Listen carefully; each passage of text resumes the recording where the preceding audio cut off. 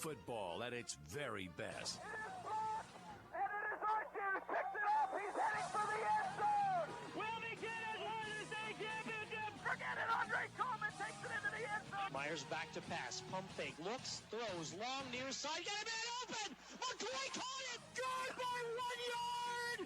The Pharaoh Steelers are your 2019 state champions! It's the game that separates the men from the boys, and it's happening right now. Tonight on Sports Radio 96.7, we feature a big Region 4 matchup as the Grove City Eagles host the Conneaut Eagles. Our 2025-26 high school sports broadcasts on Sports Radio 96.7 are sponsored by Bill McCandless Ford, located in Mercer and Meadville, the Reinhardt's Agency.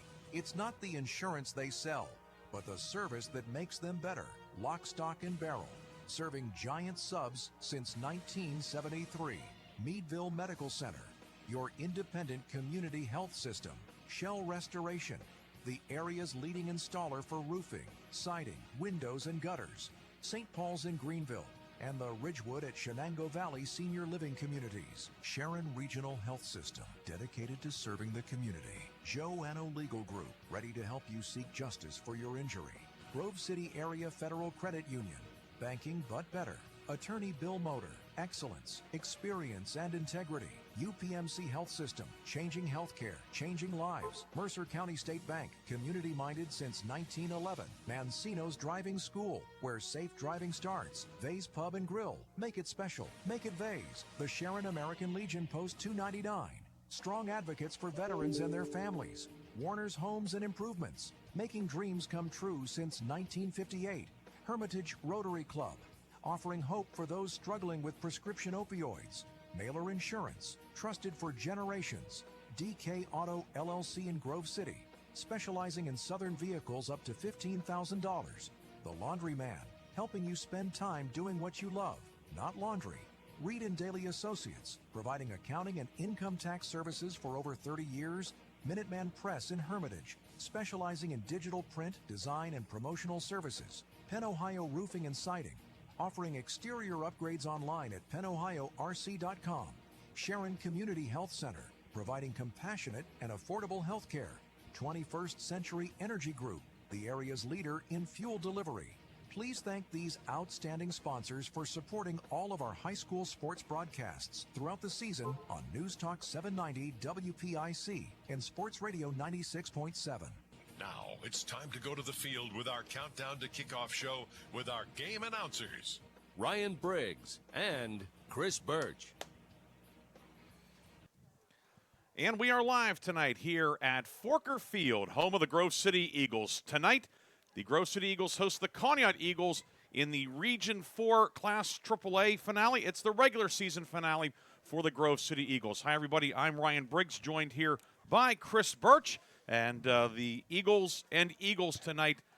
Grove City at 6-2, or excuse me, Conneaut 6-2, Grove City 4-4. Both teams are 2-2 in league play. I'm Chris Burtch. I'm Ryan Briggs. This is Chris Burtch on our video.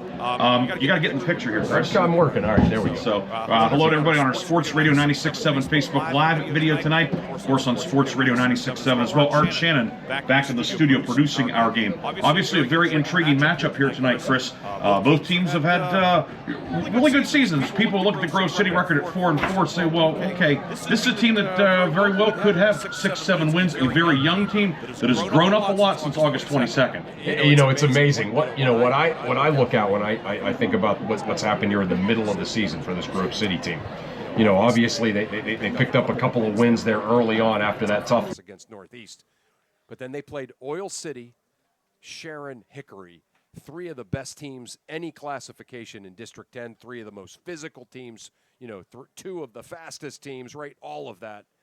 And that could have broken a lot of young teams. But instead, you know, hey, Oil City came in here and really played well and won a, you know, not lopsided, but a game really that Grove City was never in.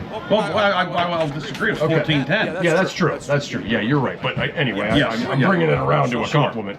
And that is, you know, they played Sharon so tough, and then they turned around 5 days later and played Hickory even tougher, And, for this young team to kind of come out of a 3-game losing streak with momentum and confidence and an identity that's working for them is really a testament not only to the great coaching staff here, but also to these tough young underclassmen that are just growing by leaps and bounds, as the season goes along. Grove City 2-2 in the league. So is Conneaut. The Eagles, of course, after the merger a decade plus ago, they were a power in what was AAA at the time, and then kind of slowly fell off, and then kind of the bottom fell out for a few years. But now Josh Blood, a Conneaut Valley grad, has things going in the right direction. Went to the playoffs last year, and people say, well, yeah, it was a one-sided game against Sharon. But they went to the playoffs. They had that experience. They had the extra week of playoffs. They played a 10-game schedule as well, so really almost you could say maybe 2 extra weeks of practice. Now 6-2 this year, wins over Slippery Rock and Titusville in league play. A good balanced rushing attack, developing sophomore quarterback, and a big veteran offensive and defensive line. This is a Conneaut team that is a very dangerous team. Well, and you said it, right. I mean, when that merger first happened and, they were really good, right? They, of course, everyone talks about the upset against Cathedral Prep when they won the District 10 title early on after that merger. And then, things really got tough for them for a while. And, for this team to kind of come back and have kind of the season that was encouraging last year. And then here they are, 6-2, very likely in the playoffs already, but certainly a win tonight against Grove City would not only get them in, but get them a pretty good seed. That's a heck of a story and a heck of a turnaround for this Conneaut football program. We will talk more about the teams when we come back. We'll also visit with Grove City head coach Sam Mowry. It is senior night for the Eagles as well. They recognized all the seniors for not only the football team, but the cheerleading squad, the band, and the related auxiliary units, the dance line, silk line, etc. They did that. They did it in a very efficient and timely manner. We will not have a delay of game penalty like we did last week at Sharon. So all the pomp and circumstance out of the way, and kickoff coming up at the top of the hour. Grove City and Conneaut, the 6th all-time meeting. We'll have more of our pregame after this on Sports Radio 96.7 and Sports Radio 96.7 Facebook Live.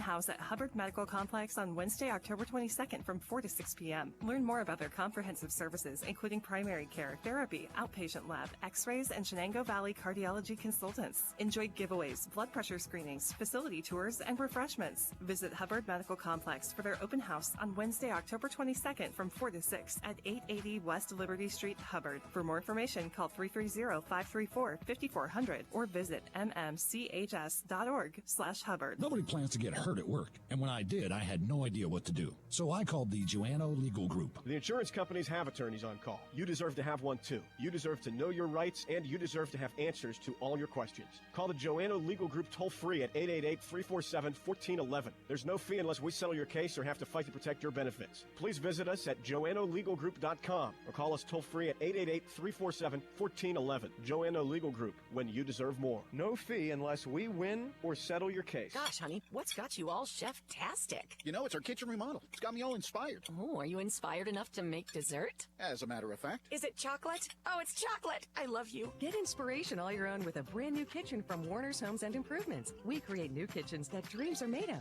We buy direct from the manufacturers using top quality materials with no shortcuts. The latest in style and functionality for a fair price. Call Warner's today and get inspired. Warner's Homes and Improvements on Route 19 in Mercer or online at warnersconstruction.com.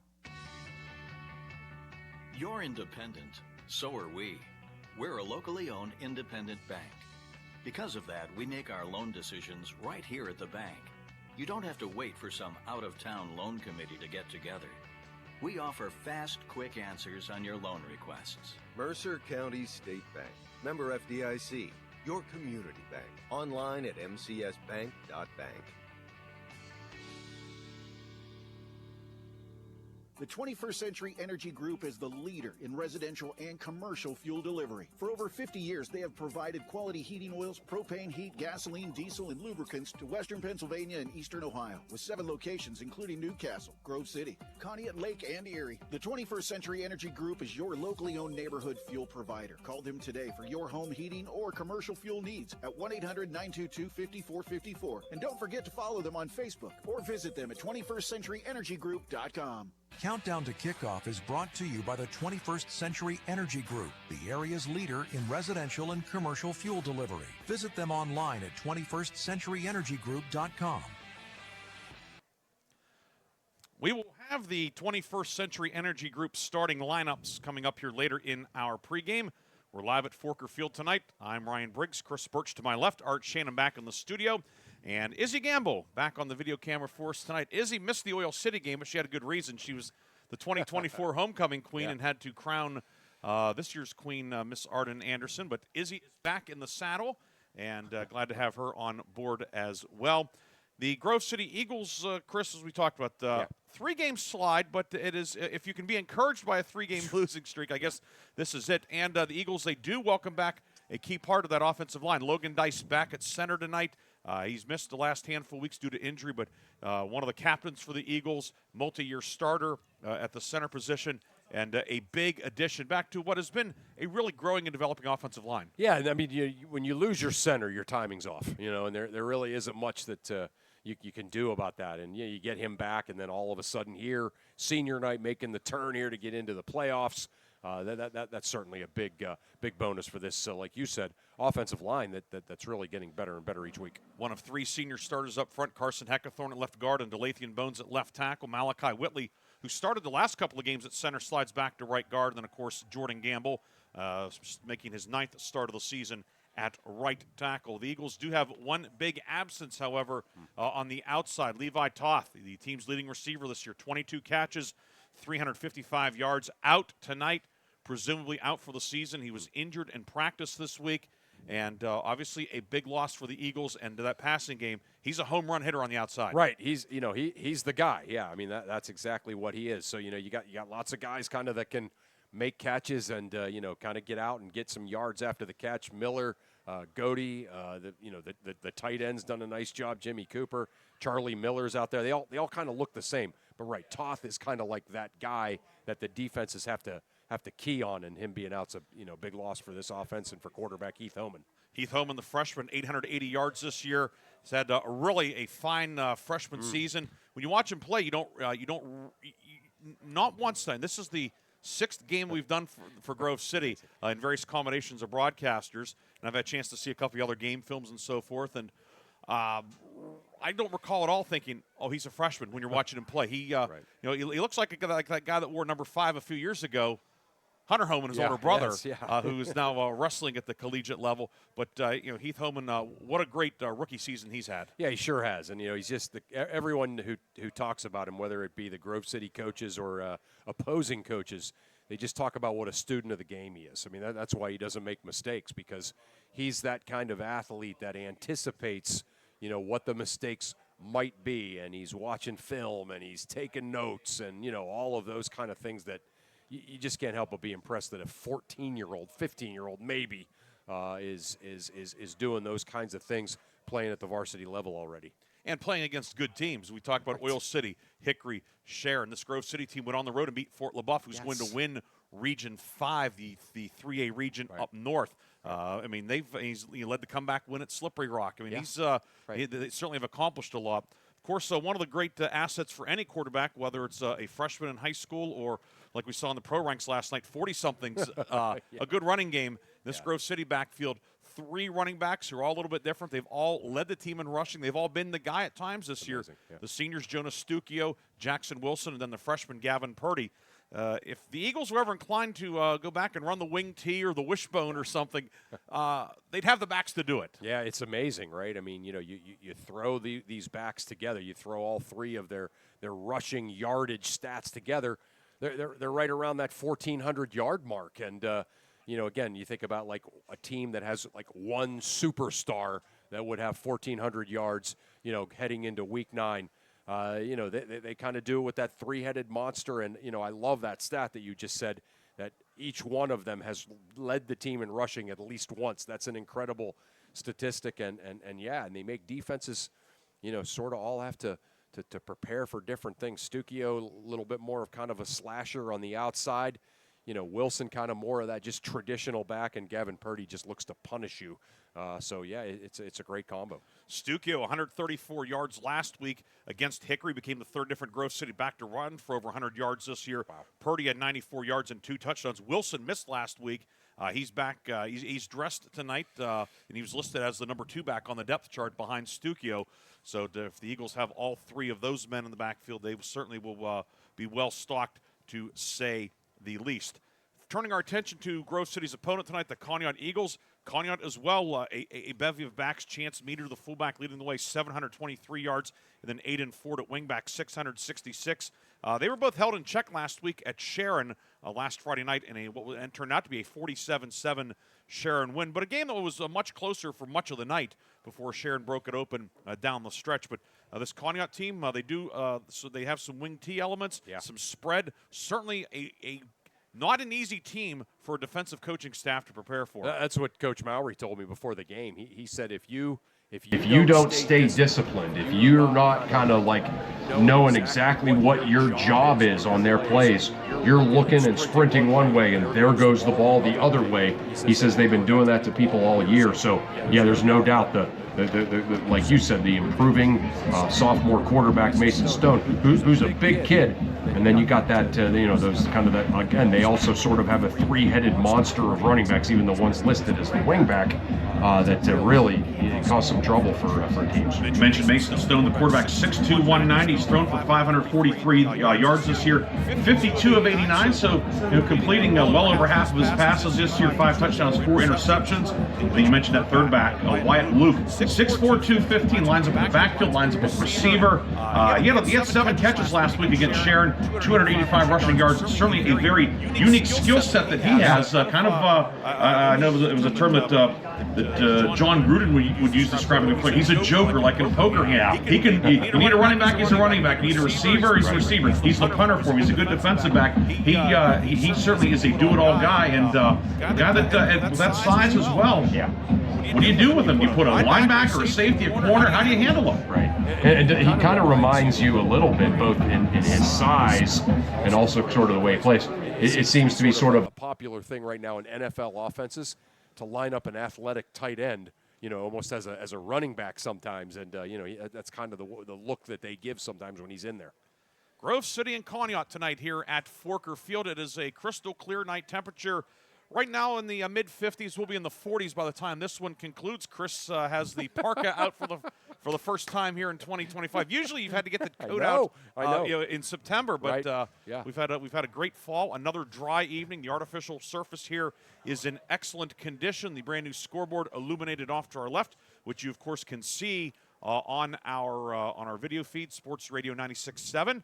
And our video feed, as always, brought to you by American Legion Post 299 in Sharon. We will take a break. When we come back, we will visit with the head coach of the Grove City Eagles, Sam Mowry. Don't forget, we also have the 21st Century Energy Group starting lineups upcoming as well. Kickoff coming up at the top of the hour on Sports Radio 96.7 and Sports Radio 96.7 Facebook Live. In 1973, Lock, Stock, and Barrel opened their doors and served their first of over 3 million giant submarine sandwiches. They still serve 42 whole subs on 15-inch buns. Lock, Stock, and Barrel also offers burgers, specialty sandwiches, wraps, gyros, salads, wings, and even breakfast. Lock, Stock, and Barrel is a full-service deli with party rings and meat and cheese trays available. Located in Sharpsville Plaza in Sharpsville, they are open Tuesday through Friday from 9 to 7 and Saturday from 9 to 3, closed on Sundays and Mondays.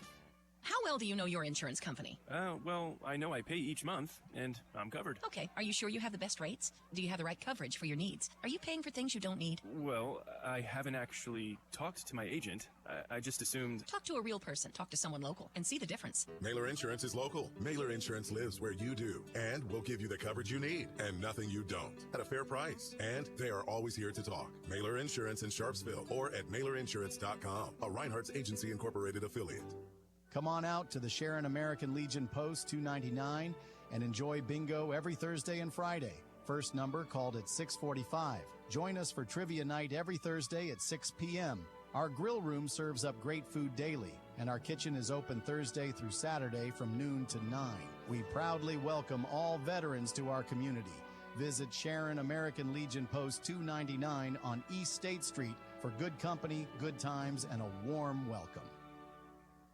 Transform your home with Shell Restoration, the area's top roofing and exterior remodeling experts, celebrating their third year on the Qualified Remodeler Top 500 list and sweeping 4 categories in the 2025 Best of the Best Award. Visit the brand new Shell Restoration state-of-the-art showroom at 2110 East Washington Street, Newcastle, during their grand opening this Saturday from 10 a.m. to 2 p.m. Touch, feel, and choose premium materials with confidence. Visit shellrestoration.com today. Sharon Regional Health System is celebrating a new chapter, proudly serving the healthcare needs of our community. We have a renewed dedication and unwavering commitment to deliver the highest standard of care that you've come to know and expect. This means reinvesting in our employees, our physicians, and the essential medical technologies needed to provide exceptional care to you and your family. Sharon Regional Health System, continuing the legacy of healthcare in our community. Learn more at SharonRegionalHealthSystem.org. Countdown to Kickoff is brought to you by the 21st Century Energy Group, the area's leader in residential and commercial fuel delivery. Visit them online at 21stcenturyenergygroup.com.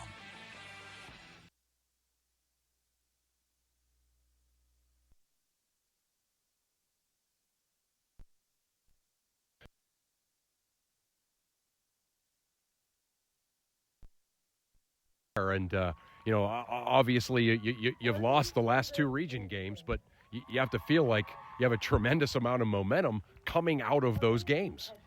Right. I mean, obviously you want to go out and compete and finish and win games, but one of the things that, after the stretch of Sharon and Hickory are just the confidence in the kids and the belief that you can see in them continue to grow and as to what they're capable of doing out in the football field. And even though we've lost those 2 games, the energy in the locker room, the focus at practice, the confidence the kids have in themselves and belief has been, we think as coaches, has continued to grow, and they've done a great job just continuing to work and find things that we can get better at. And it's been sort of a different, to see that, as you said, after, from Oil City to Sharon and Hickory, but the kids have really handled those situations well and continue to grow from those.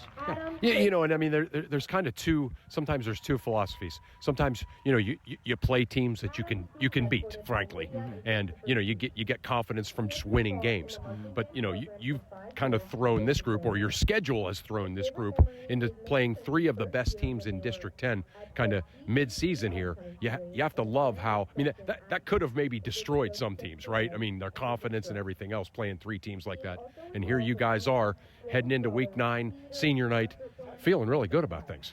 Right, and it's just, the football season can be a long season and a grueling season, and you think back, and as we stood here, and I can't believe it's already week 9 of the football season, and thinking about this group of young men stepping on the field in week 1 and who they are today is, it's just so, it's priceless as an educator and as a coach to be able to watch that growth and development and see the team continue to grow together, and they've continued to do that this entire season.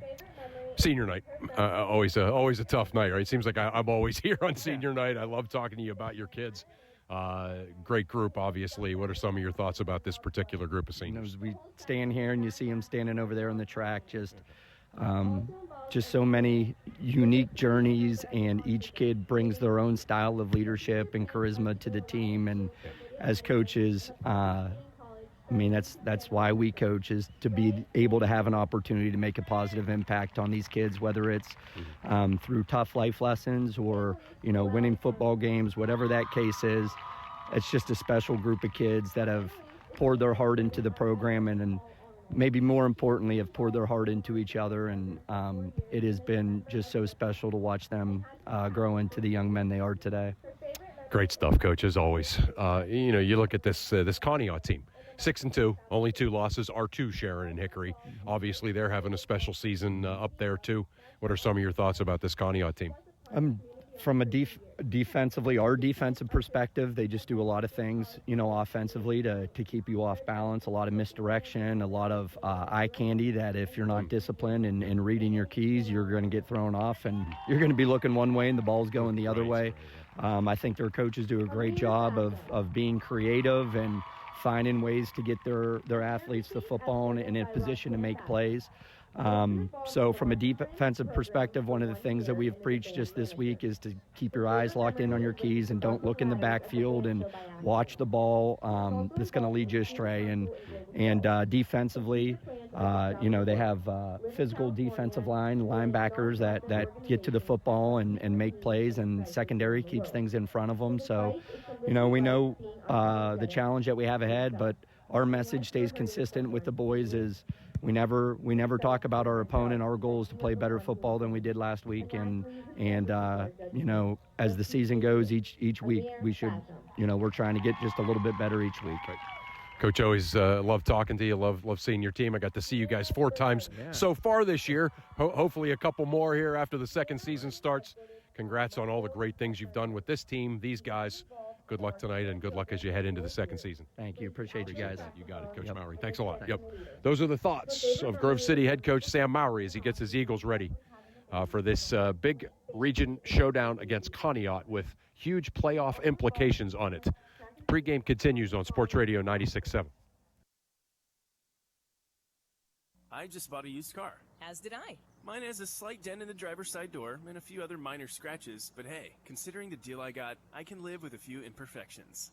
Well, I got the great price without the imperfections. Whoa, there's no way that's used.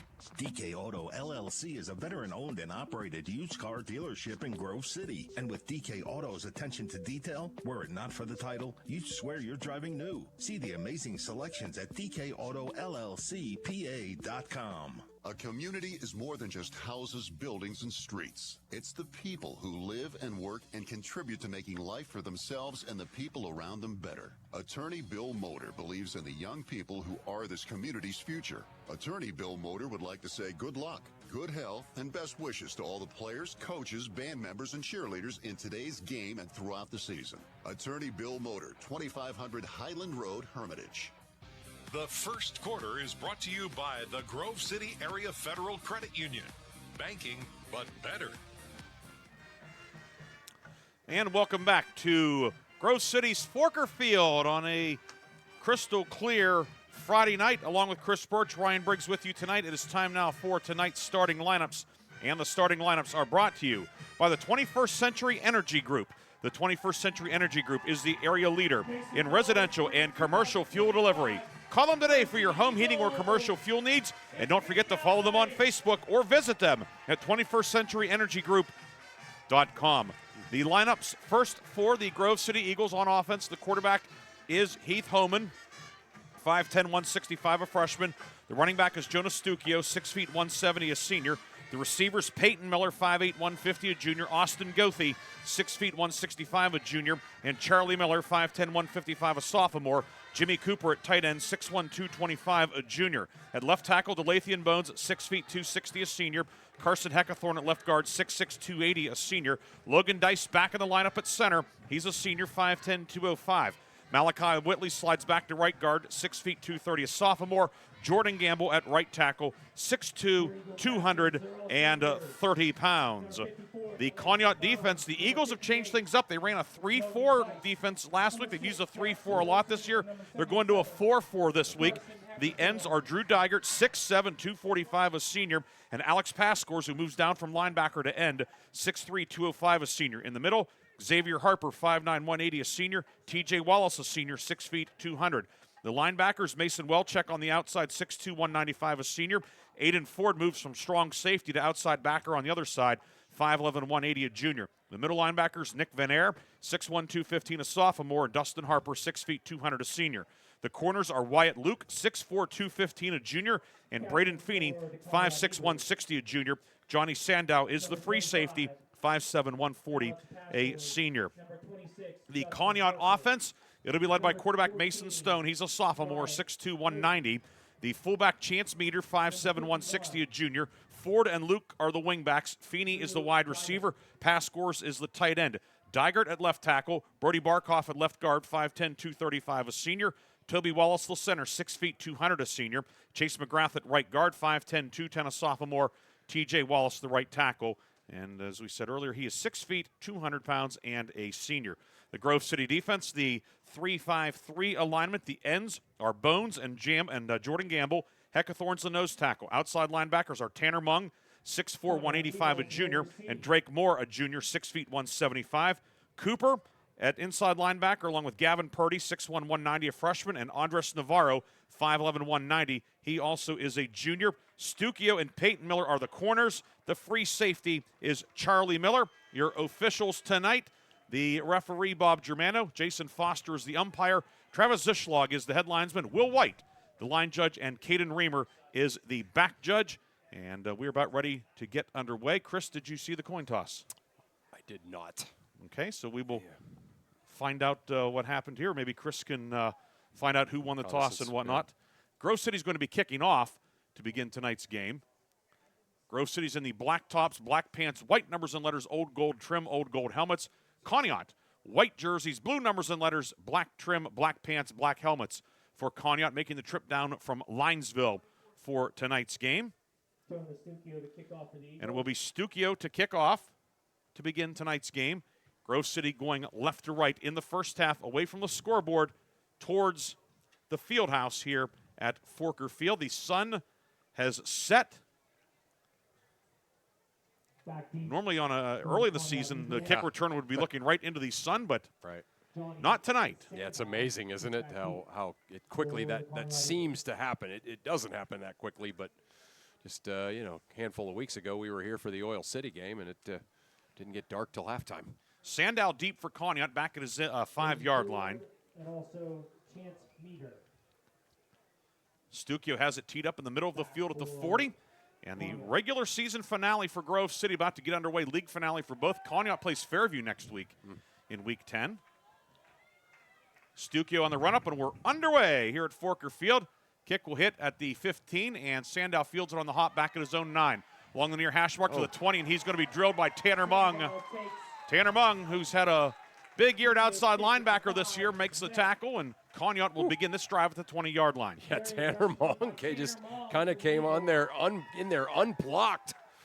And an emphatic tackle and a great start to get this defense fired up. Boy, you're right, Briggsy. Mung has had a great season, both defensively and special teams. Seen him a little bit on offense as an extra blocker. His left hand, left wrist still casted, although not as big of a club as it was a few weeks back. Yeah. He had a couple of possible interceptions against Hickory, just couldn't catch the ball because of that big club. First down and 10 for Conneaut, moving right to left. And the give is to Meter over the left side. Meter is going to get a yard or two, then be dropped right there. Runs into Bones and Cooper. Andres Navarro also coming over.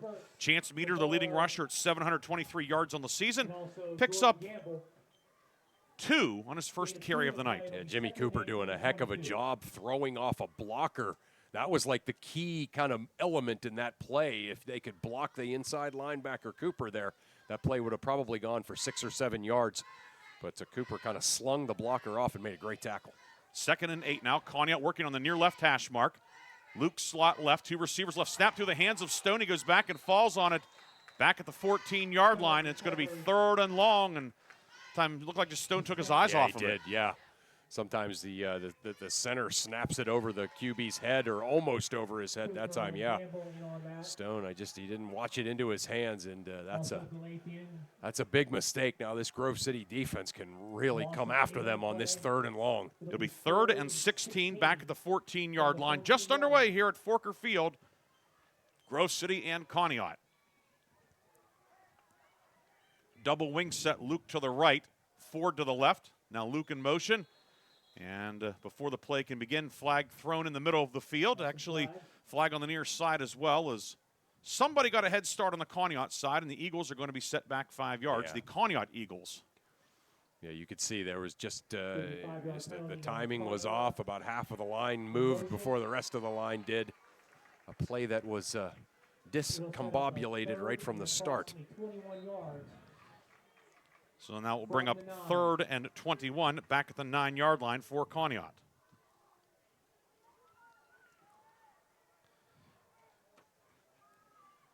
Eagles have Stone in the shotgun, Meter to his left, 2 receivers to the right. Now Luke motions into the backfield. Back to pass is Stone, throwing it downfield for pass, scores a tight end.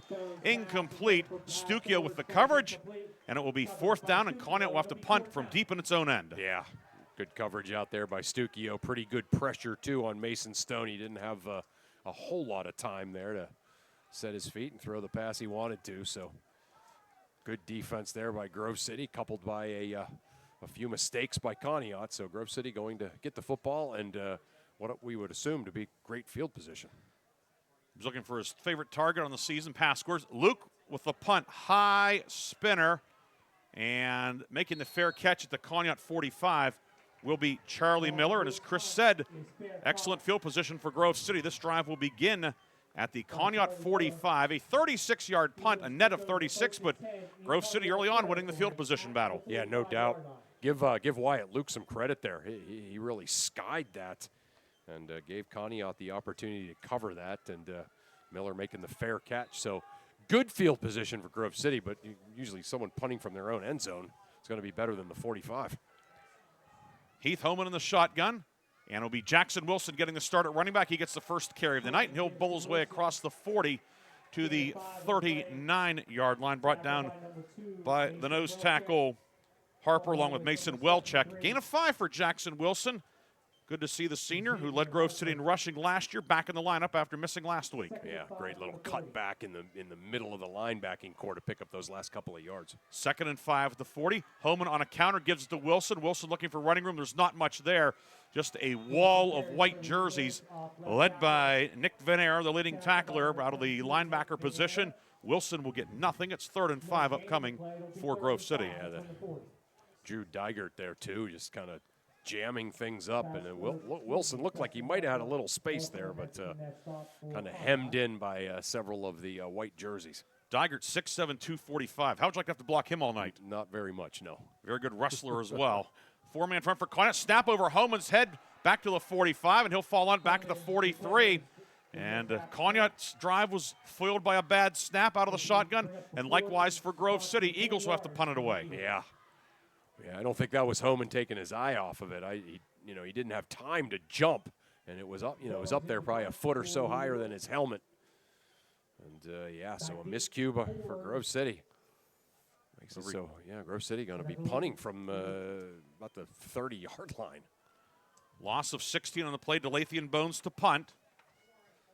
Chest high snap, and the kick. It's blocked by Digert. It's bouncing around. It's picked up by Venair at the 35. He's the 20 and knocked out of bounds at the 15-yard line by Delathian Bones.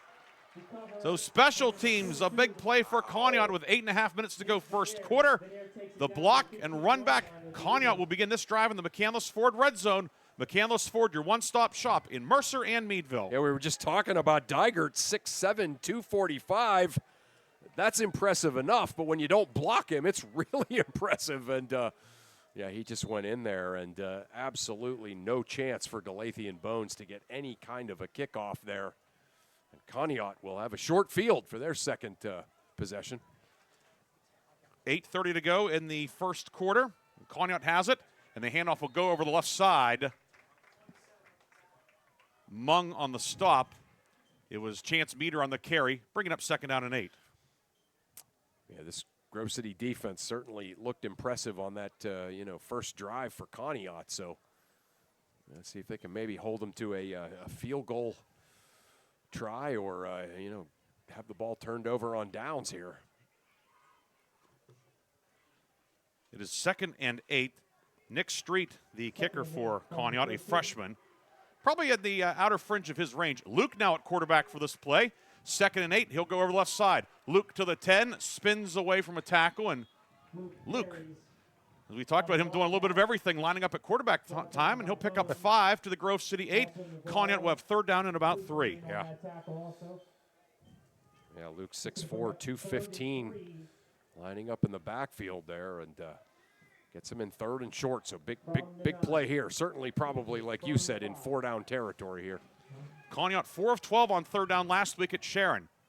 Luke with an unbalanced line to the right, 2 upbacks to the right as well. That's the wide side. Luke rolling right. He's going to throw. Jump ball into the end zone. It's batted away and incomplete. Charlie Miller, the free safety, knocked it away. It's 4th down and decision time for Conneaut. Yeah, that's you like to go with maybe one of your best plays, a play that your guy has, a lot of confidence in. Your guys do on a 3rd down and 3, inside the 10-yard line, and a little bit of a trick play there that certainly fell flat. 4th and 3 at the 8. Conneaut will go for it. Luke, 2 up backs to the left, unbalanced line to the left. That's the short side of the field. Luke will go over the left side. Needs to get to the 5. The pile surges forward, drifts right, and he may be short. I think he might be. Don't see any of the Grove City guys celebrating yet. The linesman coming in from the near side, the line judge, is a bit short of the 5. And he is short. The Grove City defense holds.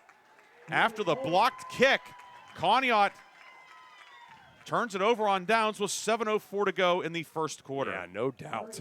What a great job by the Grove City defense. A big moment, a blocked kick. Let's give Delathian Bones for hustling and making the tackle after the blocked kick. And then that Grove City defense, that gave the Grove City defense a chance to go out there and make plays. They did, and they're going to take over on downs. 7:04 to go, first quarter. Grove City coming out from its own goal line. The give is to Wilson over the left side. He's going to be hit by Feeney and dropped at the 8. Dygert also in on the stop. Wilson with a modest gain on that first down play. I like the speed of the linebackers of Conneaut. They seem to get you before you. So far, they've been able to get Jackson Wilson before he's been able to get to the edge. And bringing Ford, the strong safety to linebacker, just more speed in that front 8. Yeah, no question. 2nd and 8 for Grove City from its own 8-yard line. Snap back to Homan. He'll give it over to Wilson over the left side. Has a little bit of a crease. He's across the 10 out to about the 12. Jackson Wilson, now he'll check out. Jonas Stukio will check in for this 3rd down carry. Ball put down at the 12-yard line. 3rd down and 3rd and 4 upcoming for Grove City. It's a short 4.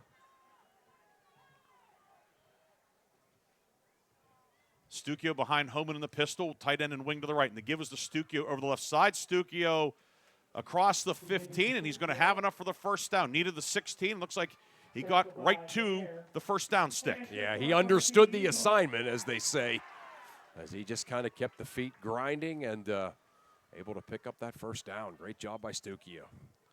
Stukio able to grind out 4 yards to the 16. The Eagles move the chains. That's the first 3rd down conversion of the night for either team. 1st and 10, Grove City at the 16-yard line, moving left to right. Homan motions Cooper from right to left.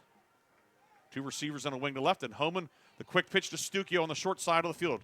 Trying to get outside. He'll get a couple of yards, but that is it. As the Conneaut defense diagnosed that one, Ford, the strong safety turned linebacker, there to make the tackle. Sandow there from his free safety spot as well. Yeah, pretty good, again, just good anticipation, good angling there by that Conneaut linebacking core. 2nd and 8 at the 18 for Grove City. 5 minutes to go in the first quarter. No score here at Forker Field. Homan fakes the handoff, goes left side, pass complete to Charlie Miller.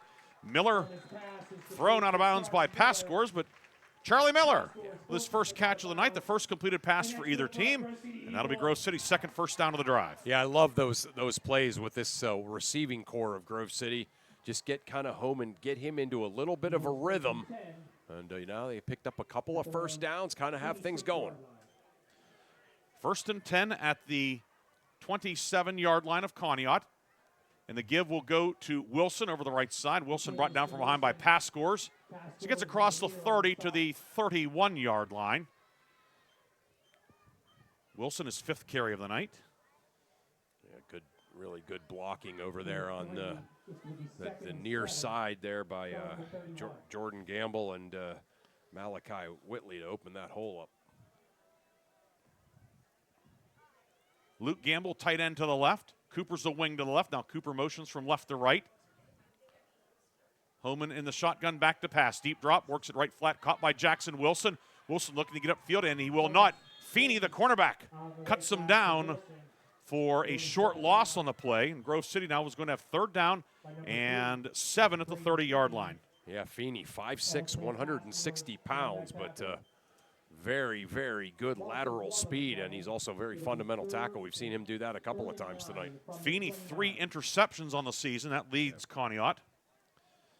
He, so to speak, intercepted Wilson for what turned out to be a 2-yard loss back to the 29. Call it 3rd and 8. Gavin Purdy in the backfield for the first time tonight for Grove City. Homan in the shotgun. Homan back to pass.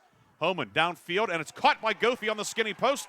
Austin Goethe across the 45 to the 47-yard line. Gain of 18, and Grove City another 3rd down conversion. Yeah, that was just some zone coverage there by Conneaut, and Goethe doing a great job finding the seam, and that was an absolute rocket thrown by Homan. So this Grove City offense looking really in rhythm right now. 13th catch of the season for Goethe, 1st and 10. The snap goes to Purdy. He will run over the right side, stumbles to the 50. Pascore's got a piece of him. Purdy with a gain of 3 on his first attempt of the night. It'll be 2nd and 7 from the midfield line as we come up on the 3-minute mark here at Grove City. No score. Conneaut had a golden opportunity after the blocked punt, but the Grove City defense stiffened and took over on downs to the 6. This is the 10th play of the drive. 2 receivers to the left. And the snap goes to Purdy, following Homan over the left side. Purdy lowers the shoulder, bulls his way across the 45 to the 44. It'll be 3rd down and a yard. Welchek in on the stop for Conneaut, but Gavin Purdy with a strong 6-yard run to the Conneaut 44. Yeah, direct snap to him that time, and like you said, Homan doing the blocking there. And you just can't, again, I'm occasionally amazed at Purdy, the freshman, how much punishment he delivers to upperclassmen on other teams. And there is we have an official's timeout. And I believe the down box is malfunctioning across the way. Okay. And they're going to swap it out. All right. Good job by Athletic Director Casey Young and crew to have a spare down box on hand. Yeah. We always have spare equipment with us. Yeah. And, they had the extra down box there. So good job by the Grove City crew over there to be ready for that, which doesn't happen very often. No, that's, yeah. It'll be 3rd and 1, the 44. And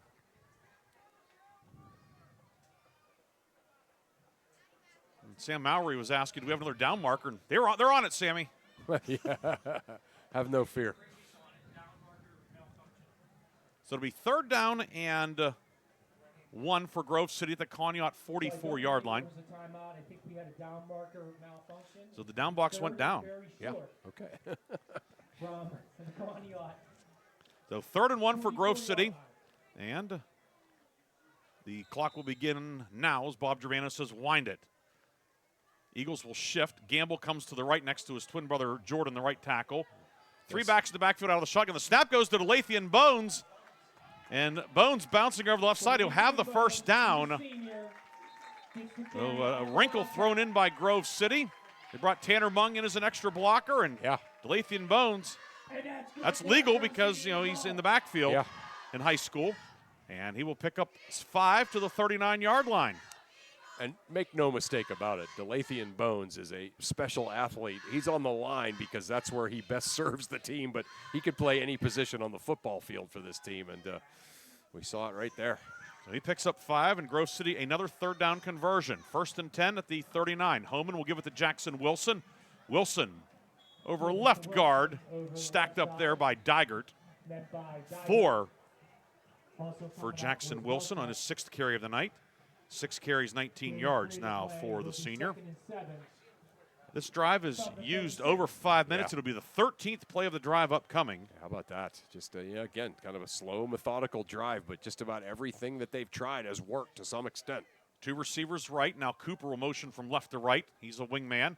Ball in the middle of the field. Homan, pitch out right side to Wilson. Trying to get around the right side outside the numbers, and he will get to about the 30. Sandow, the free safety, there to make the tackle. Wilson needed the 29 for the 1st down, and he is about a yard short. Brought down at the 30, 3rd and short for Grove City, which has converted 3 straight 3rd downs. 3rd down, and Eagles quickly snap it to Purdy, and Purdy will pick up the 1st down. Yeah, they had him stood up kind of right at the line of scrimmage. Digert did. But Purdy kind of fell forward, got underneath Dygert and was able to pick up the first down. 1st and 10 now at the Conneaut 29. Goethe slot or wide right, and the pass will come towards Goethe on the near sideline. He's knocked out of bounds by Feeney at the 21-yard line. Pickup of 8 for Austin Goethe on his second catch of the drive. It'll be 2nd down and 2 for Grove City as we have a minute to go in the first quarter. For those of you watching on Sports Radio 96.7 Facebook, the clock we have on here is close, but it's unofficial. Okay. So if it's off occasionally, that's why. But it gives you an idea what's going on. Homan will give it to Purdy. Purdy bulls his way up the middle, gets to the 17, and picks up the first down. Yeah. Grove City into the McCandless Ford red zone for the first time tonight. McCandless Ford, your one-stop shop in Mercer and Meadville. Yeah, Purdy just kind of punishing this Conneaut defense here on his carries. That time smashing forward, getting another first down. 17th play of the drive. Grove City had a 20-play drive that did not result in points last week. Homan, right side, caught by Goethe, dodges the man. Goethe to the 10, Goethe to the 5, and spun out of bounds inside the 5-yard line by Sandow. It's going to be 1st and goal for Grove City. Austin Goethe stepping into the void with Toth out. Goethe, who's had a nice season, takes the ball down to the 4, or they'll put it on the 5, gain of a dozen. Yeah, that was, just kind of that flat pass out there, and you want your receiver to break a tackle. He did and was able to get them inside the 5-yard line. Conneaut will take a timeout, and we'll take it with the Eagles as well. 35 seconds to go first quarter. Grove City on the move. It's 1st and goal at the 5. We'll be back after this quick break on Sports Radio 96.7. Bay's Pub and Grill is proud to award the September 2025 Mercer County Team of the Month. Bay's is proud to announce that West Middlesex Girls Golf is the September Mercer County Team of the Month. Congratulations to West Middlesex coach Brad Sarche and his outstanding girls golf team as they are the September Bay's Pub and Grill Mercer County Team of the Month. Congratulations to West Middlesex Girls Golf, the September Mercer County Team of the Month. For more information, go to VaysPubandGrill.com. The first quarter is brought to you by the Grove City Area Federal Credit Union. Banking, but better. Grove City will have the ball 1st down and 10. Or 1st and goal at the 5. 35 seconds to go first quarter. No score, but Grove City threatening this drive. 17 plays, 89 yards so far, Chris Burtch. Yeah, 17 plays, 89 yards, approaching 7 minutes of football action, too. So just a perfect drive as long as they can cap it off with points. Homan has Coopers and up back. Mung in as an extra fullback. Now the Eagles will shift. Bones lines up in the backfield. It's a power eye shotgun snap, and the snap goes to Bones. Bones around the left side. Bones will take it in, but there's a flag on the far side, and perhaps Grove City did not line up properly. Yeah. That flag came out right at the snap. And it looks like Delathian Bones' touchdown run is not going to go on the board. Yeah, great play call, certainly. Trying to get Bones, just a great all-around football player for this team for 4 years, a touchdown on senior night, but some kind of illegal motion. And it is an illegal formation against Grove City. Okay. So the touchdown comes off the board. The ball goes back to the 10 now, 1st and goal from the 10-yard line for Grove City. Yeah. So the Eagles will have it back there. Clock remains stopped with 30 seconds to go in the first quarter. Yeah, it's been, is that the first flag of the night? Or just each team has one flag. One flag, okay, yeah. I was going to say it's either 1 or 2. So Conneaut had the false start. Oh, yeah, that's right. Snap to Purdy. Purdy runs into his own blocker. Purdy trying to get upfield, but he is going to be stacked up at the 9. Pickup of a yard. As we see Harper in there for Conneaut, among others. Sandow, the free safety, well checked from outside linebacker. Conneaut defense swarming to Purdy. He'll pick up a yard on what could be the final play of the first quarter. In fact, it looks like it will be as time runs down here at Forker Field. Grove City on the move. Eagles, the Grove City Eagles are tied with the Conneaut Eagles here at Forker Field. It's the end of the first quarter. Conneaut and Grove City scoreless on Sports Radio 96.7. At the Sharon Community Health Center. From newborns to older adults, Dr. Barry Siegel, ABFM certified family practice physician, is now accepting new patients of all ages. Compassionate, high-quality care awaits, regardless of insurance or ability to pay. Plus, Sharon Community Health Center offers behavioral health and pain management services. Call 724-347-5229 or visit SharonCHC.org to schedule your appointment today with Dr. Barry Siegel. Sharon Community Health Center, 92 West Connolly Boulevard, Sharon, Pennsylvania. Looking for a career with purpose and growth? G.W. Becker is hiring. As a leader in overhead crane manufacturing, G.W. Becker offer hands-on careers in engineering, skilled trades, and business operations. Enjoy competitive pay, great benefits, and the chance to work on real-world projects with a team that values quality and innovation. G.W. Becker is looking for welders, mechanical assemblers, field service technicians, and other positions. Apply at gwbcrane.com. That's gwbcrane.com. The second quarter is brought to you by the Penn Ohio Roofing and Siding Group for all of your roofing, siding, and exterior needs. Teams change ends. Grove City now going right to left in the black jerseys, black pants, white numbers and letters, gold and white trim. Hunter Homan in the shotgun on 2nd and 9.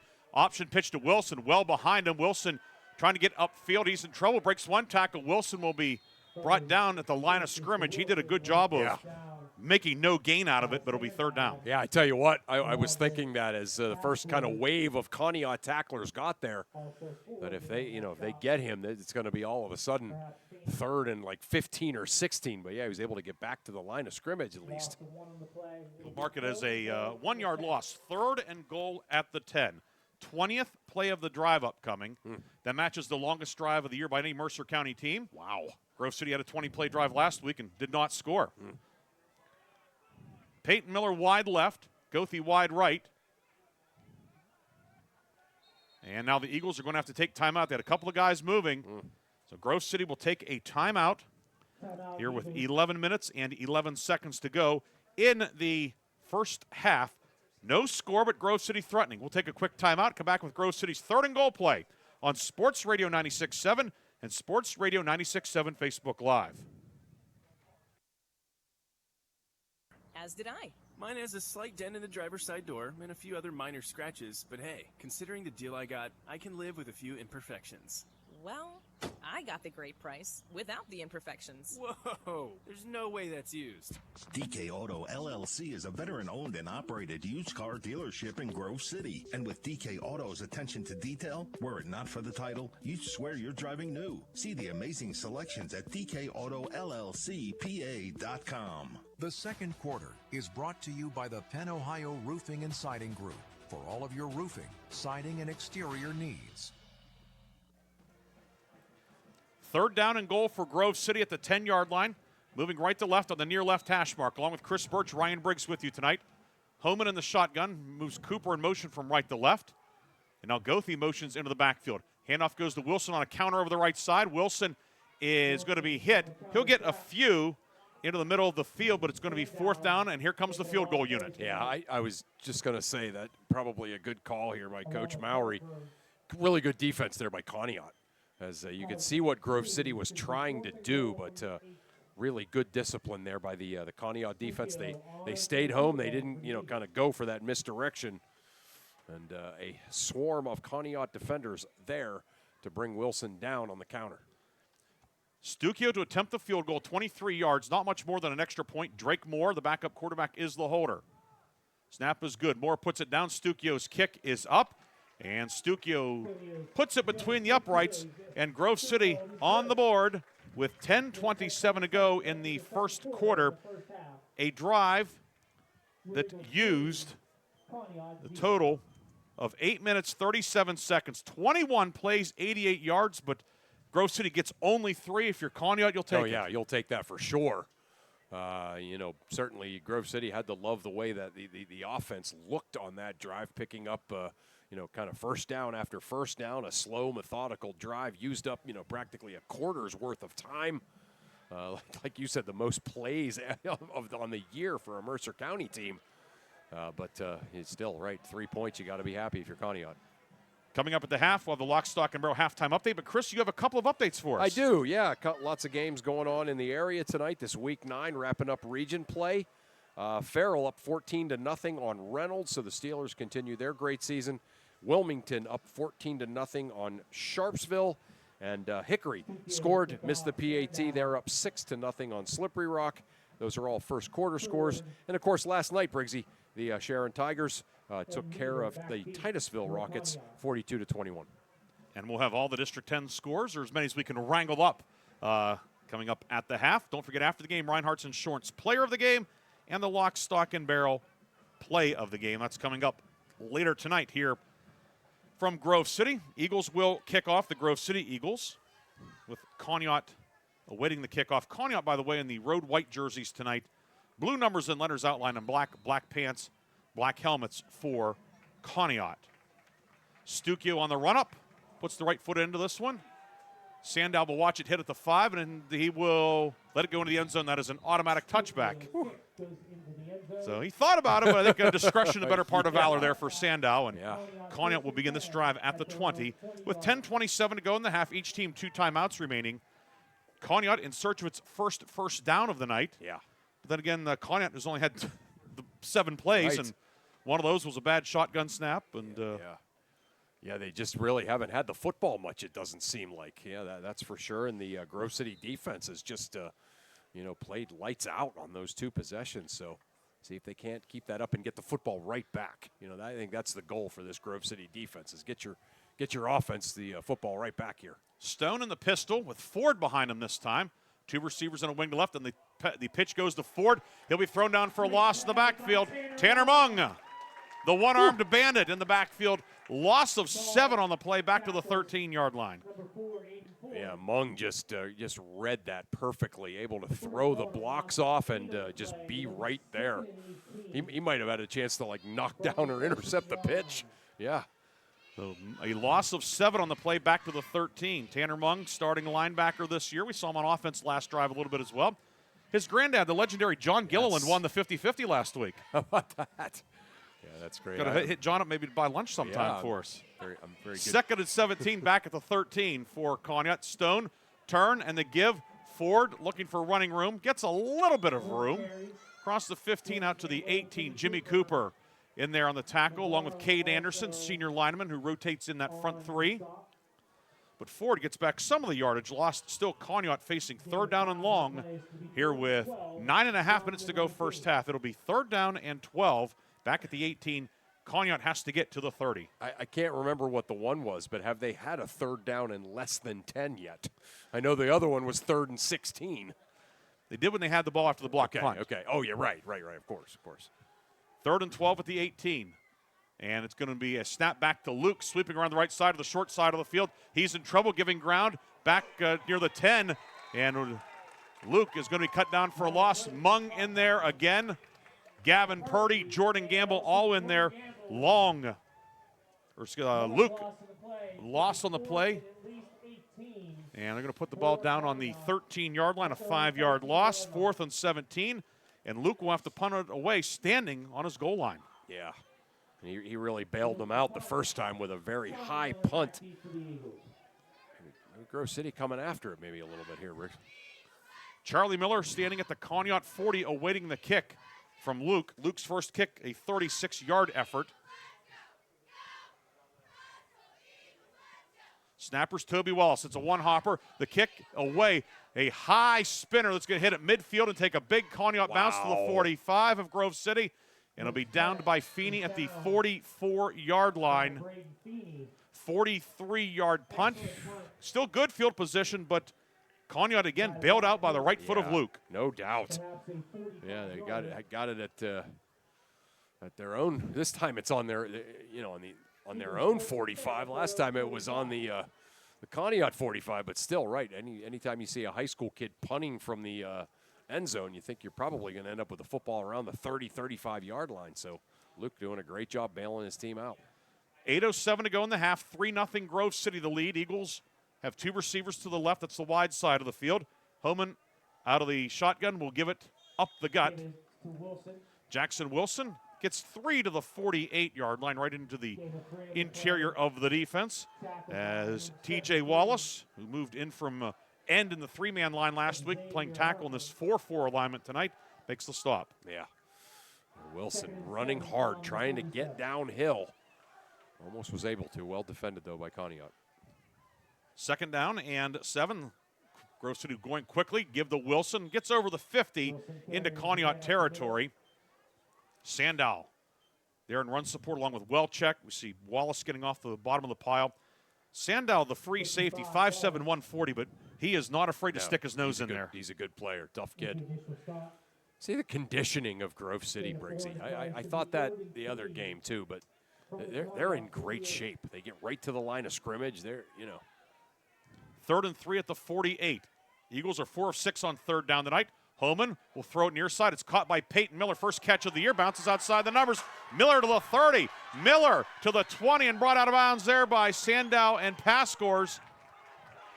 Peyton Miller, first catch of the season. Of course, he's been a starter on defense all year, and he might be in line to get a couple more after that play. Yeah. A pickup of 26 yards to the Conneaut 23, gain of 25. Yeah, Conneaut looking kind of tired right now, and Grove City not. Handoff is to Purdy. Purdy hit, and he's going to go down there. That was Harper who wrapped him up for that short gain. Yeah, Harper saying, watch this. Do you think I'm tired? Nope. But Grove City, Coach Mowry told me they're doing some sprint work Mondays and Wednesdays. Just a portion of practice devoted to doing sprint work. And so sometimes these teams get a little out of shape because they're so worried about physicality and things like that, and it's working for this team. 2nd and 9, give to Wilson up the middle. Wilson across the 20, down to about the 16.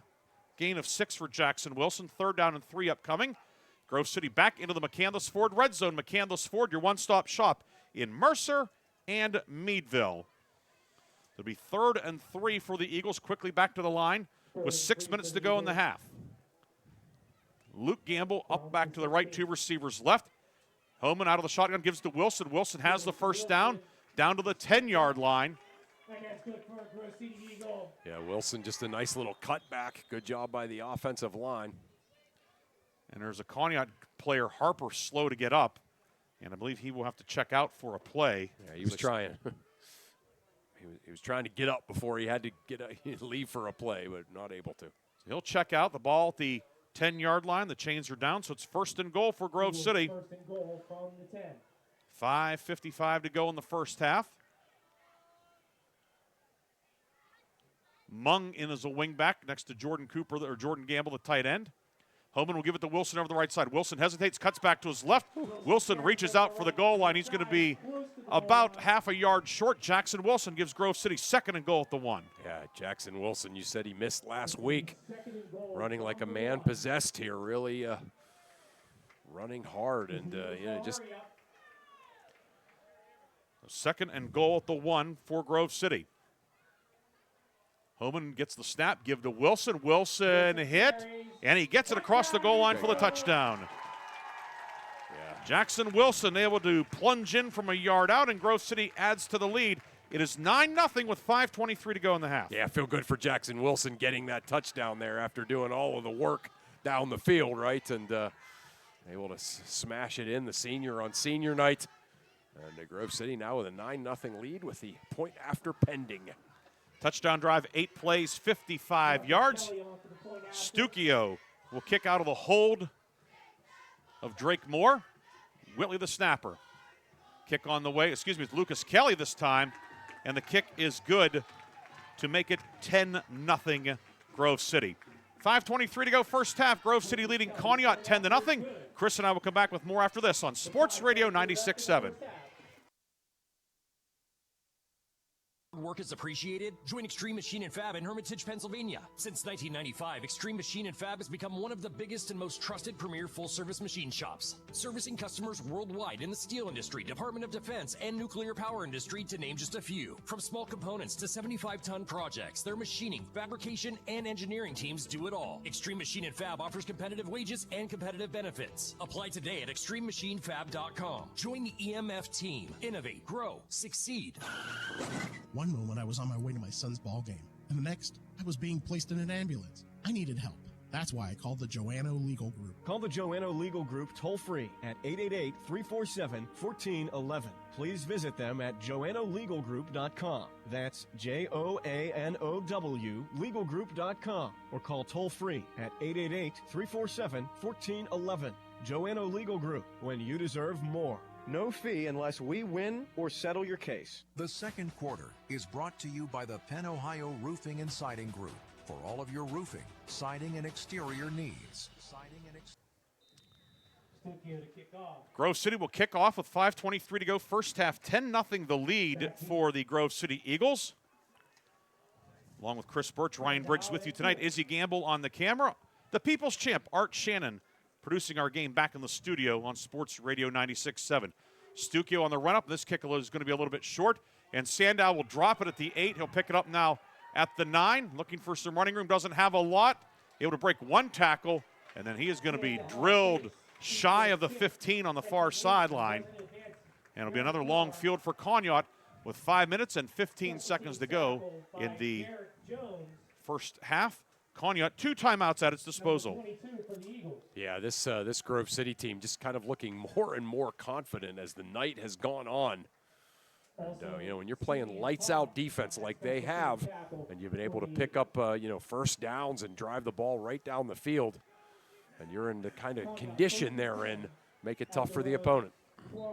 Ball spotted at the 11 for Conneaut, moving left to right.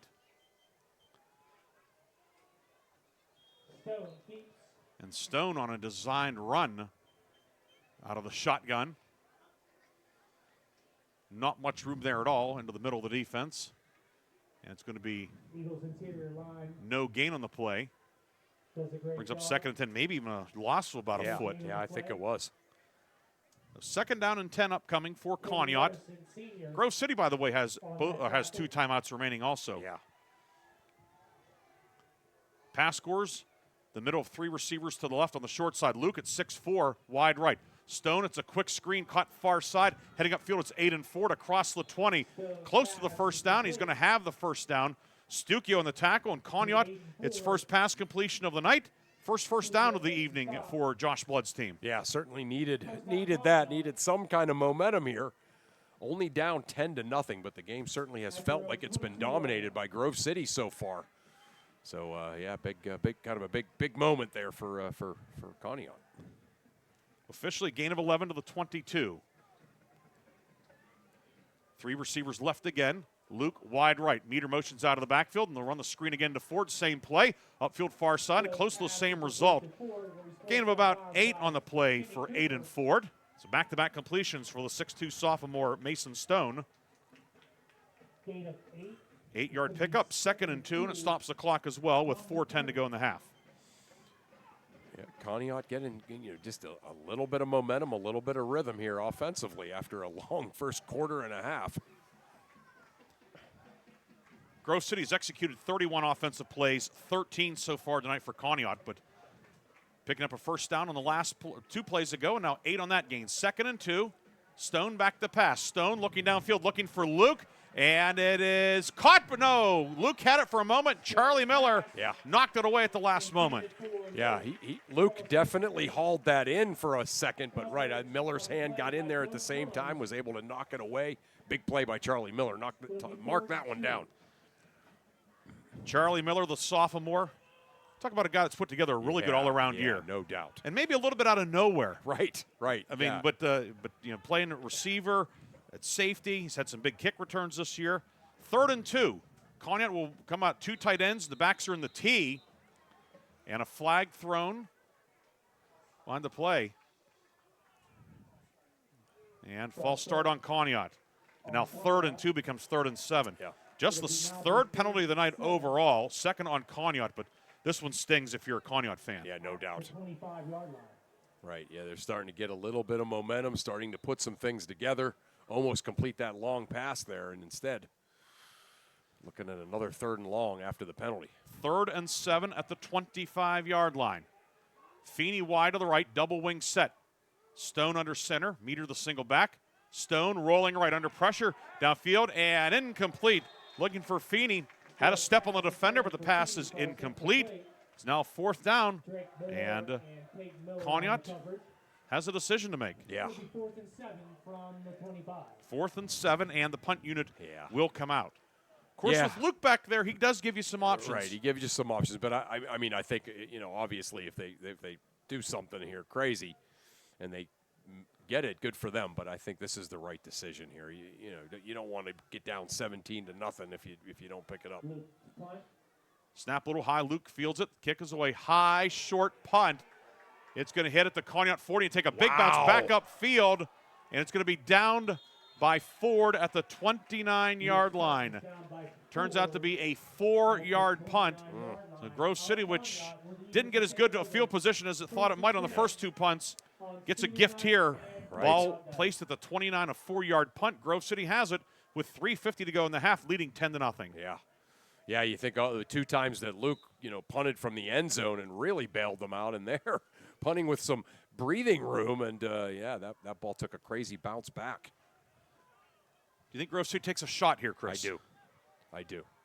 Well, that's unanimous. We'll see what Sam Mowry elects to do. Homan pumps, looking, sending it downfield, wide open. Charlie Miller, incomplete. Off his fingertips. He was wide open. There's a flag as well thrown by the line judge. And did Grove City have linemen downfield? Yeah, that's Heckathorn and Bones were a couple yards beyond the line of scrimmage, and that would not have counted anyway. Yeah. Ineligible man downfield. Second flag of the night on Grove City. Yeah, that's almost always what that particular flag is, right? When you see that there on a long pass down the field. And then the play action, and but would have been. Ball was a little bit too high for Miller to go get. Miller was kind of turned around a little bit, but that would have been even maybe more painful if he would have caught it, and they would have made that call. Yeah, the fact he didn't catch it maybe soothes it slightly. Yeah. 1st and 15, now back at the 34-yard line. Cooper and Luke Gamble shift to the right. Cooper's the wingman.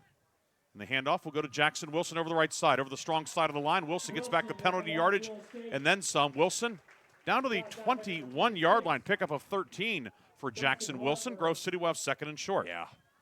Great job over there by the Grove City O-line, making a nice big hole for Jackson Wilson to run through. At the 21-yard line. Wilson now 16 carries, 69 yards tonight. 2nd down and 2 at the 21. Tight end and wingman move to the left now. Luke Gamble, tight end. Cooper, the wing to the left. And Conneaut is going to take a timeout. Conneaut did not like that alignment defensively. And head coach Josh Blood will take his team's 2nd timeout of the half. We have 3 minutes, 11 seconds to go first half. Grove City with a 10-0 lead. Chris and I will come back with more from Forker Field after this on Sports Radio 96.7 and Sports Radio 96.7 Facebook Live, brought to you by American Legion Post 299 in Sharon. Leader in residential and commercial fuel delivery. For over 50 years, they have provided quality heating oils, propane, heat, gasoline, diesel, and lubricants to western Pennsylvania and eastern Ohio, with 7 locations including Newcastle, Grove City, Conneaut, Lake, and Erie. The 21st Century Energy Group is your locally owned neighborhood fuel provider. Call them today for your home heating or commercial fuel needs at 1-800-922-5454. And don't forget to follow them on Facebook or visit them at 21stcenturyenergygroup.com. The second quarter is brought to you by the Penn Ohio Roofing and Siding Group for all of your roofing, siding, and exterior needs. Along with Chris Burtch, Ryan Briggs with you tonight at Grove City's Forker Field. Grove City celebrating senior night tonight. And the Eagles have a 10-0 lead with 3:11 to go in the first half. 2nd down and 2 for Grove City at the Conneaut 21, moving from right to left. Austin Goffey slot left. Charlie Miller wide to the left. Tight end and wing to the right. And Jackson Wilson's the back behind Heath Homan in the pistol. 2nd and 2 at the 21. And the handoff will go to Wilson. Follows Cooper over the right side. Wilson needed to get to the 19, and he did not get there. Right into the teeth of the Conneaut defense. You see Digert in there among others. Wallace. It'll be 3rd down and a yard at the 20-yard line. Yeah. Yeah, obviously, big play, big moment here. Likely 4-down territory. 3rd and a yard at the 20. 2:43 to go in the half. Eagles shift to an unbalanced line to left. High snap. It's deflected up in the air, grabbed by Wilson, and Jackson Wilson is going to be spun down at the 17. He'll get the first down. Harper and Venaire combine on the tackle. Maybe not by design, but the Eagles get the first down. How about that? Yeah, that's a great heads-up play there by Jackson Wilson. Saved the day and got the first down. Wilson will check out. Stucchio back in. Ball marked at the 17. Just outside the 17. Stucchio, the deep back. 2 receivers to the right, the wide side of the field, and Homan will give it to Stucchio. Stucchio cuts inside of a block from Cooper. And Stucchio will be pancaked down at about the 12-yard line. Pick up a 5 for Stucchio, his long run of the night. So 2nd and 5 upcoming at the 12. Grove City still 2 timeouts left as well. Time not a factor, with 1:45 to go in the half, and the 2 timeouts. Grove City chance to really get some separation before halftime. Yeah. Eagles also will likely have the ball to start the second half. Right. They'll have the option prior to the 3rd quarter. Homan will fake the option, head over the left side, and Venaire right there to bring him down for no gain. Homan this year, that was his 34th attempt, and he is still at 0 net yards. Doesn't run a lot. The 3rd down and 5 upcoming now for the Eagles. 1:08 left in the first half. Quickly back to the line. Charlie Miller slot left inside of Peyton Miller. Cooper motions from right to left. And the pitch to Stucchio, trying to get around the left side, has a crease. Stucchio inside the 10, down to the 5, but a flag thrown right where he cut up field. Yeah. And looks like a 1st and goal situation is going to be negated. And it's going to be likely 3rd and the better part of a dozen yards or so. Yeah. Bob Germano, the referee, going to tell us what the penalty is. And it is a hold against Grove City. I believe they got one of the Millers on the outside. They could have gotten both of them. Right, right, yeah. That'll be a 10-yard penalty. 10 yards from the spot. And they're going to step it off. Back from the line of scrimmage. So Grove City for now has exited the McCandless Ford red zone. And it'll be 3rd and 15 back at the 22. Homan back the pass downfield. Tipped and intercepted. Harper with the interception at the 10, upfield to the 20. Harper giving ground, far side, middle of the field. Harper still on his feet and finally brought down at the 25-yard line. Harper able to tip it to himself and come up the interception. Just the 3rd pick of the season thrown by Homan in 138 attempts, and a huge play by the Conneaut defense. How about that? Yeah, Harper just jumped the route perfectly. He looked open. I'm sure, like you look at Homan, he looked open. But by the time that football had gone the 20 yards down the field or so, Harper right there, tipped it up in the air, kept it alive, and then able to come down with it, and Conneaut dodges a bullet. Now 35 seconds to go in the half for Conneaut. Stone left flat. It is caught by Luke, and Luke able to wisely get out of bounds also. Yeah. But there is a flag in the middle of the field. 30 seconds to go in the half. So now it's a pickup of about 8. But the Conneaut offense is retreating back towards the west end zone here. And it is a hold against the Eagles. 3rd penalty of the night on Conneaut. Each team 3 penalties for 20 yards. Wow. Ball will be stepped off back to the 15-yard line. 1st down and 20. If you're Conneaut now, do you think maybe just about taking a knee and getting to the halftime? Getting to halftime? 100%. You made the play you had to keep Grove City from scoring. Don't do anything foolish now. Don't look like they're going to, though. 3 receivers to the right. Stone back to pass. Stone under pressure from Bones. Throwing it downfield. Jump ball and incomplete. Looking for Ford downfield. There were 3 defenders and a couple of receivers in the neighborhood. And with 20 seconds to go in the half, it'll be 2nd down and 20 back at the 15-yard line. And Mason Stone can throw it. I mean, that's one thing that certainly we've seen on some of these long incompletions. So, I mean, I understand what they're trying to do. I just don't know if they're going to be able to, even if he airs one out for 30 or 40 yards and completes it, still an awfully long field. Now 2nd and 20 back at the 15-yard line for Conneaut. Stone in the shotgun, 2 receivers to either side. Stone back to pass. Stone downfield, tipped, incomplete, off of the hands of his intended receiver. That was for pass scores. It's incomplete. And now 3rd down and 20.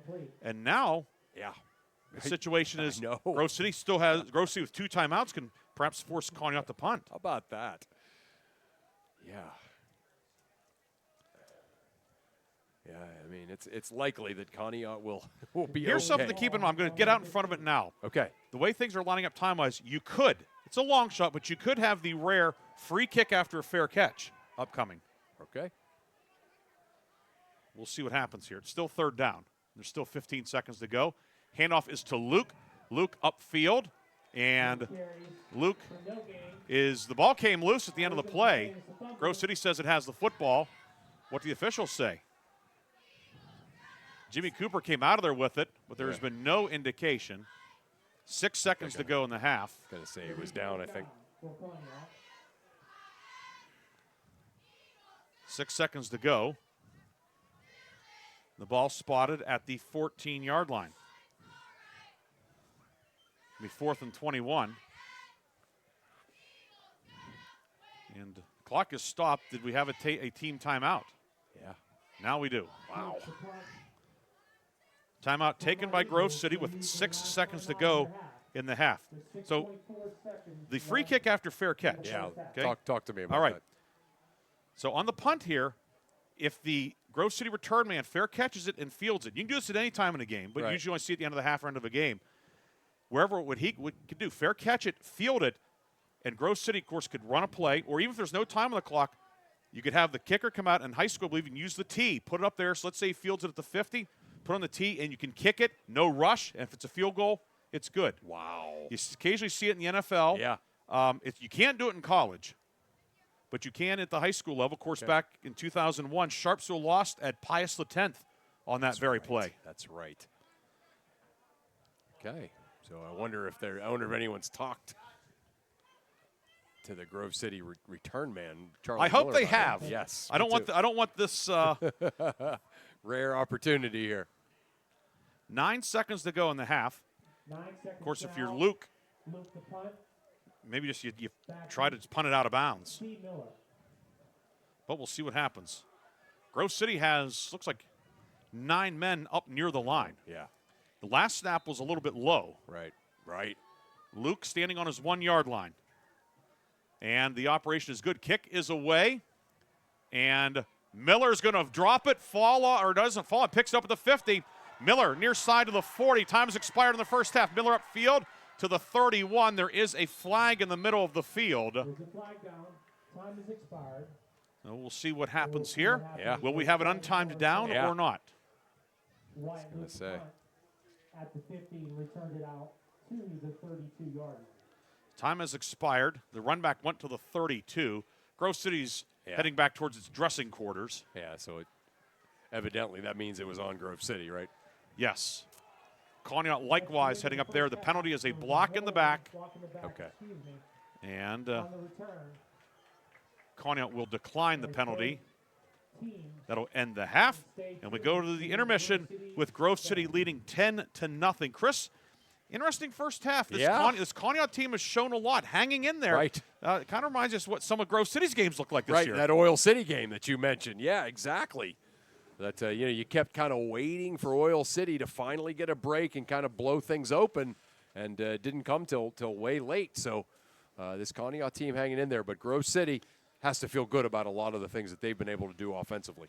It is 10-0 Grove City with the lead. We'll come back with a comprehensive first half recap, scoring stats, and the Lock, Stock, and Barrel halftime update on Sports Radio 96.7 and Sports Radio 96.7 Facebook Live. Lives means staying informed. Knowing the dangers of using counterfeit prescription pills can help those you care about and keep our community safe. Do your part. Take the first step today. Visit GetSmartAboutDrugs.com to access education, prevention, and treatment resources. Counterfeit prescription pills laced with fentanyl are deadly. Be their protector. Be informed. Contact Mercer County Behavioral Health Inc. in Mercer, PA at 724-662-2230 or visit cdc.gov/stop overdose. Brought to you by the Hermitage PA Rotary Club and the Mercer County Opioid Settlement Fund. Ready to hit the road with confidence? Mancino's Driving School is your go-to destination for top-notch driving education. Whether you're a teen or an adult, Mancino's experienced instructors ensure you're equipped with essential skills and safety tips.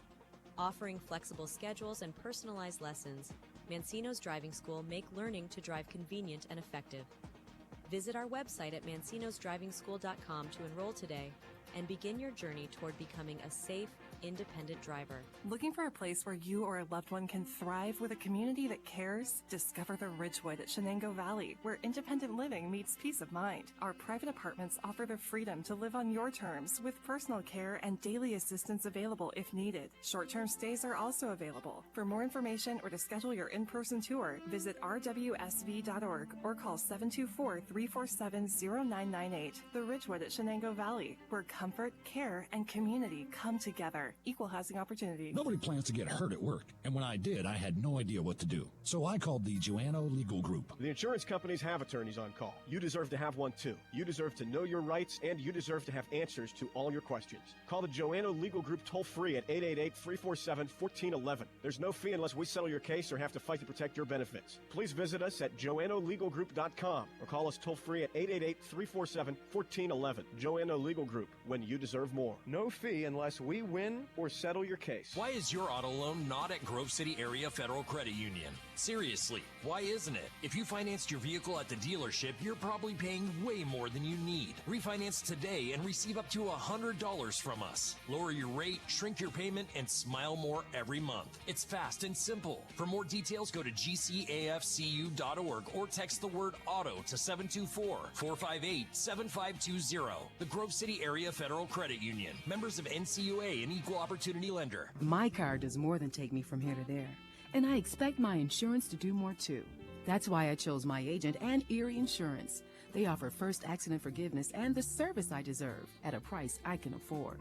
Your Erie agent in Hermitage is Reinhardt's Insurance. Get a quote at 724-342-2291. Erie Insurance services are provided by one or more of the following insurers: Erie Insurance Company, Erie Insurance Property and Casualty Company, or Flagship City Insurance Company, home offices Erie, Pennsylvania, or Erie Insurance Company of New York, home offices Rochester, New York, an equal opportunity insurer.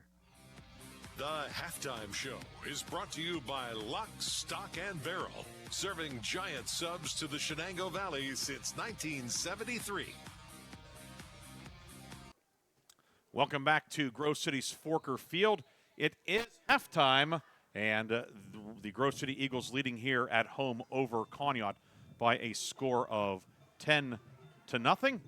I'm Ryan Briggs, Chris Burtch to my left. Those of you on our Sports Radio 96.7 Facebook video feed, you can see us. 10-0, Chris, your first half thoughts. Yeah, just, again, some great offensive efficiency by Grove City. A long drive that ended in the field goal, and then, the eventual touchdown scoring drive. Defensively, they've been lights out. But, again, all of that to say, Conneaut is still showing enough to make us all believe that they can get right back in this game. It's only 10-0 in a game, really, that Grove City dominated. Two huge plays stand out from the Conneaut standpoint, forcing Grove City to kick a field goal after on a 21-play drive, Grove City getting only 3, and then Harper's interception in the McCandless Ford red zone when it looked like Grove City was going to go up at minimum 13-0, if not 17. Right, so in other words, for Grove City, you certainly feel like we should be up at least 3 touchdowns, 21-0 or some variation of that. And only 10 points to show for it. So you're exactly right, that interception was huge. You're listening to Sports Radio 96.7, WLLF, Mercer Hermitage, a Cumulus media station. High school football tonight here on Sports Radio 96.7 and Sports Radio 96.7 Facebook Live. Our video brought to you in part by Sharon American Legion Post 299. We have Art Shannon back in the studio producing our game, and Izzy Gamble is operating the camera upstairs for our video feed. Chris and I are going to take a break. When we come back, we'll have the scoring recap, the stats, and also the Lock, Stock, and Barrel halftime update coming up as well. 10-0, Grove City leading Conneaut here on Sports Radio 96.7. team at Reed and Daly Associates is the area's #1 income tax service.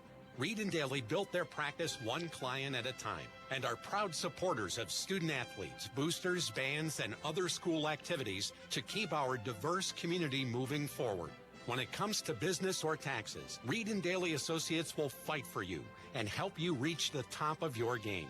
Reed and Daly Associates on South Buell Farm Drive in Hermitage and online at reedanddaly.com. St. Paul's Without Walls Home-Based Services is seeking compassionate individuals who love to help others and who will nurture meaningful relationships with the clients we care for. Parents with school-aged children, college students, retirees, or anyone seeking a role that fits around their life will find this opportunity especially rewarding. Visit stpaul's1867.org/join our team to apply for a companion or care partner position with St. Paul's Without Walls Home-Based Services. St. Paul's is an equal opportunity employer. Why is your auto loan not at Grove City Area Federal Credit Union? Seriously, why isn't it? If you financed your vehicle at the dealership, you're probably paying way more than you need. Refinance today and receive up to $100 from us. Lower your rate, shrink your payment, and smile more every month. It's fast and simple. For more details, go to gcafcu.org or text the word auto to 724-458-7520. The Grove City Area Federal Credit Union. Members of NCUA and Equal Opportunity Lender. Looking for a career where your hard work is appreciated? Join Extreme Machine and Fab in Hermitage, Pennsylvania. Since 1995, Extreme Machine and Fab has become one of the biggest and most trusted premier full-service machine shops, servicing customers worldwide in the steel industry, Department of Defense, and nuclear power industry, to name just a few. From small components to 75-ton projects, their machining, fabrication, and engineering teams do it all. Extreme Machine and Fab offers competitive wages and competitive benefits. Apply today at extrememachinefab.com. Join the EMF team. Innovate, grow, succeed.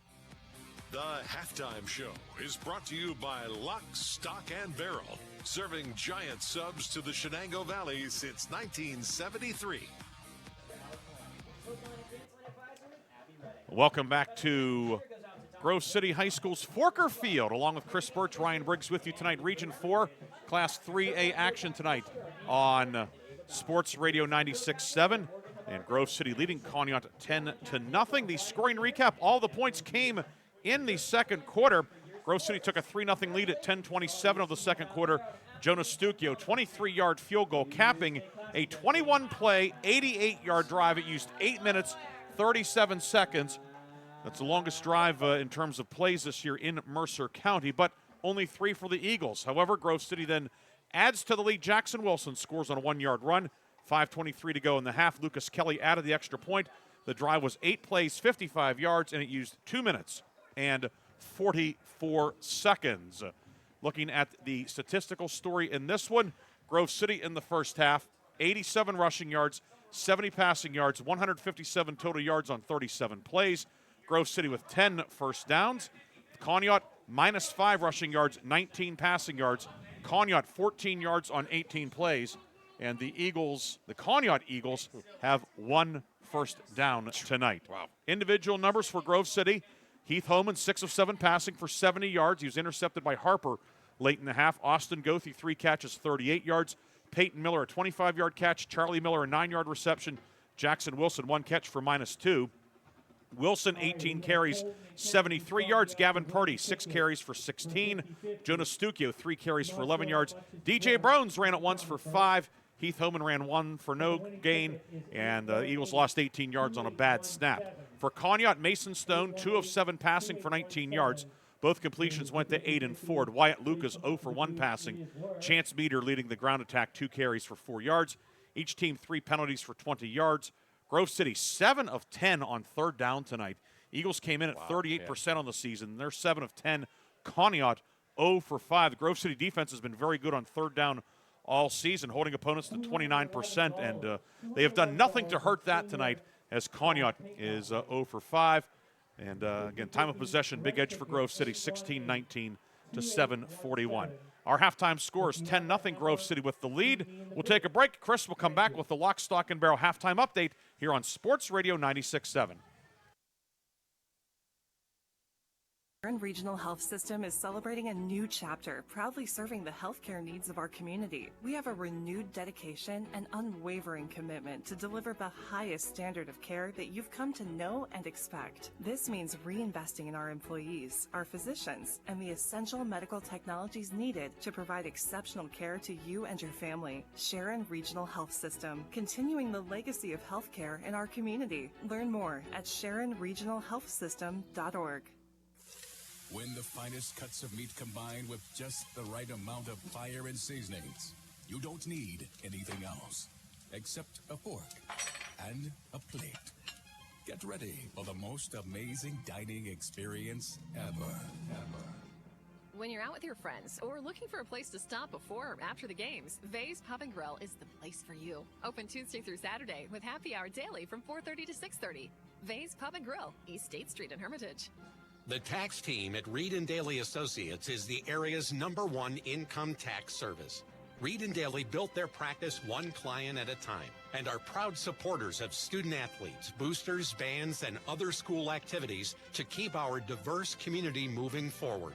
When it comes to business or taxes, Reed and Daly Associates will fight for you and help you reach the top of your game. Reed and Daly Associates on South Buell Farm Drive in Hermitage and online at reedanddaly.com. Transform your home with Shell Restoration, the area's top roofing and exterior remodeling experts, celebrating their 3rd year on the Qualified Remodeler Top 500 list and sweeping 4 categories in the 2025 Best of the Best Award. Visit the brand new Shell Restoration state-of-the-art showroom at 2110 East Washington Street, Newcastle, during their grand opening this Saturday from 10 a.m. to 2 p.m. Touch, feel, and choose premium materials with confidence. Visit shellrestoration.com today.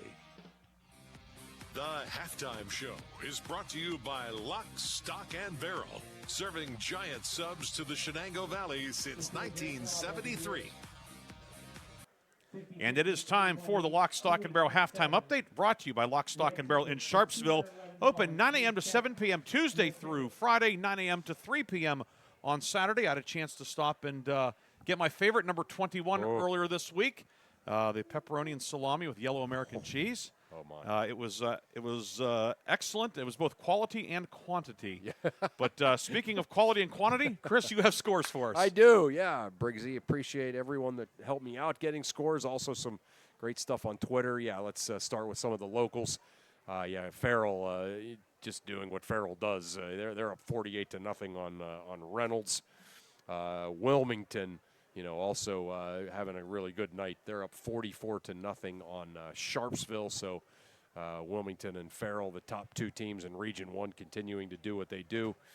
Lakeview coming off of that win last week. Tougher sledding against that Cambridge Springs team. Cambridge Springs up 21-6 on the Sailors. Sagertown and Cochranton, they are up 14-14. Those are Region 2 scores. The front runner for the Region 2 championship is Greenville.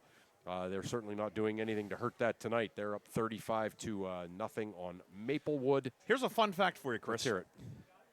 Greenville has, let me double check here because I found the stat, but to it, go ahead and give a few more, and yes. I will come up with an amazing tidbit. Eisenhower up 7-6 on Mercyhurst Prep. So Ike continuing their fine season, looking to go 7-2. One of the nations in the Iroquois Nation, Seneca, up on the father nation there. Seneca up 28-0 on Iroquois.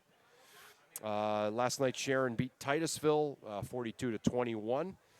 Slippery Rock giving Hickory all they want. They went up 7-6, but Hickory scoring on the last drive of the half. Hickory up now 14-7 on the Rockets. Corey up 13-0 on Harbor Creek. Northeast up 24-7 on Fairview. Fort LaBeouf really flexing their muscles against a good Girard team. 28-7. Fort LaBeouf is up on Girard.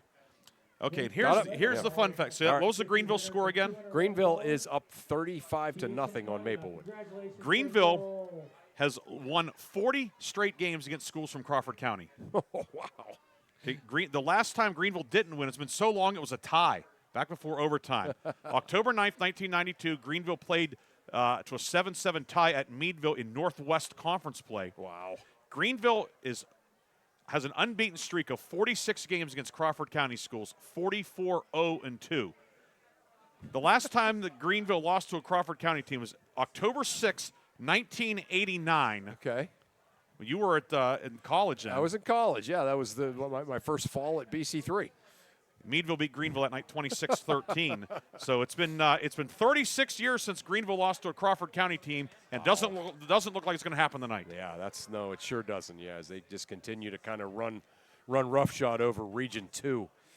So we got the battle up in Oil Country, Oil City, that really good team that we saw earlier this year right here, Briggsy. They're all over Franklin, 35-0.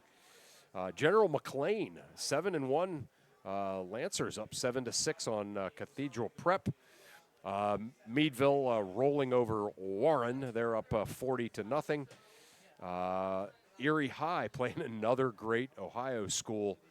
They're up 7-7. Or I'm sorry, it's 7-7 in that game. It's like the old headline: Harvard beats Yale 29-29. Right.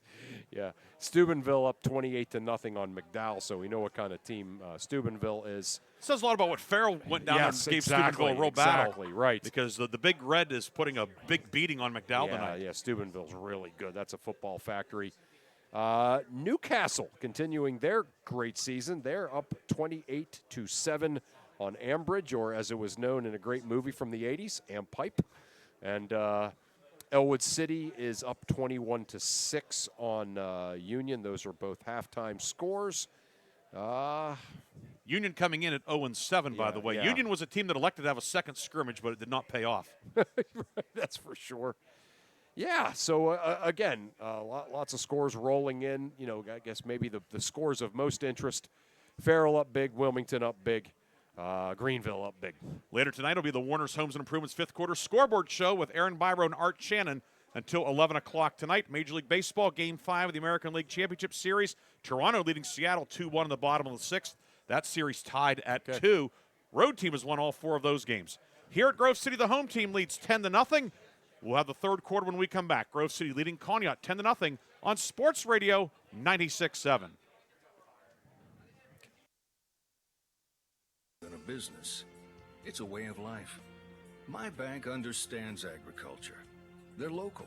They're here for the long haul. Agriculture is a business that varies like the weather. That's why I need a financial partner I can grow with, in good times and bad, weather or not. Mercer County State Bank. Member FDIC. Your community bank. Online at mcsbank.bank.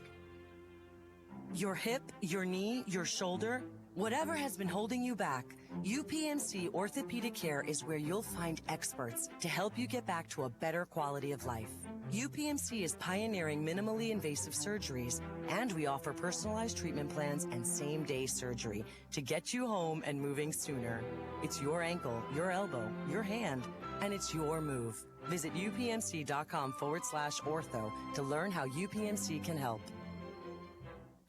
The third quarter is brought to you by Warner's Homes and Improvements, making dreams come true since 1958.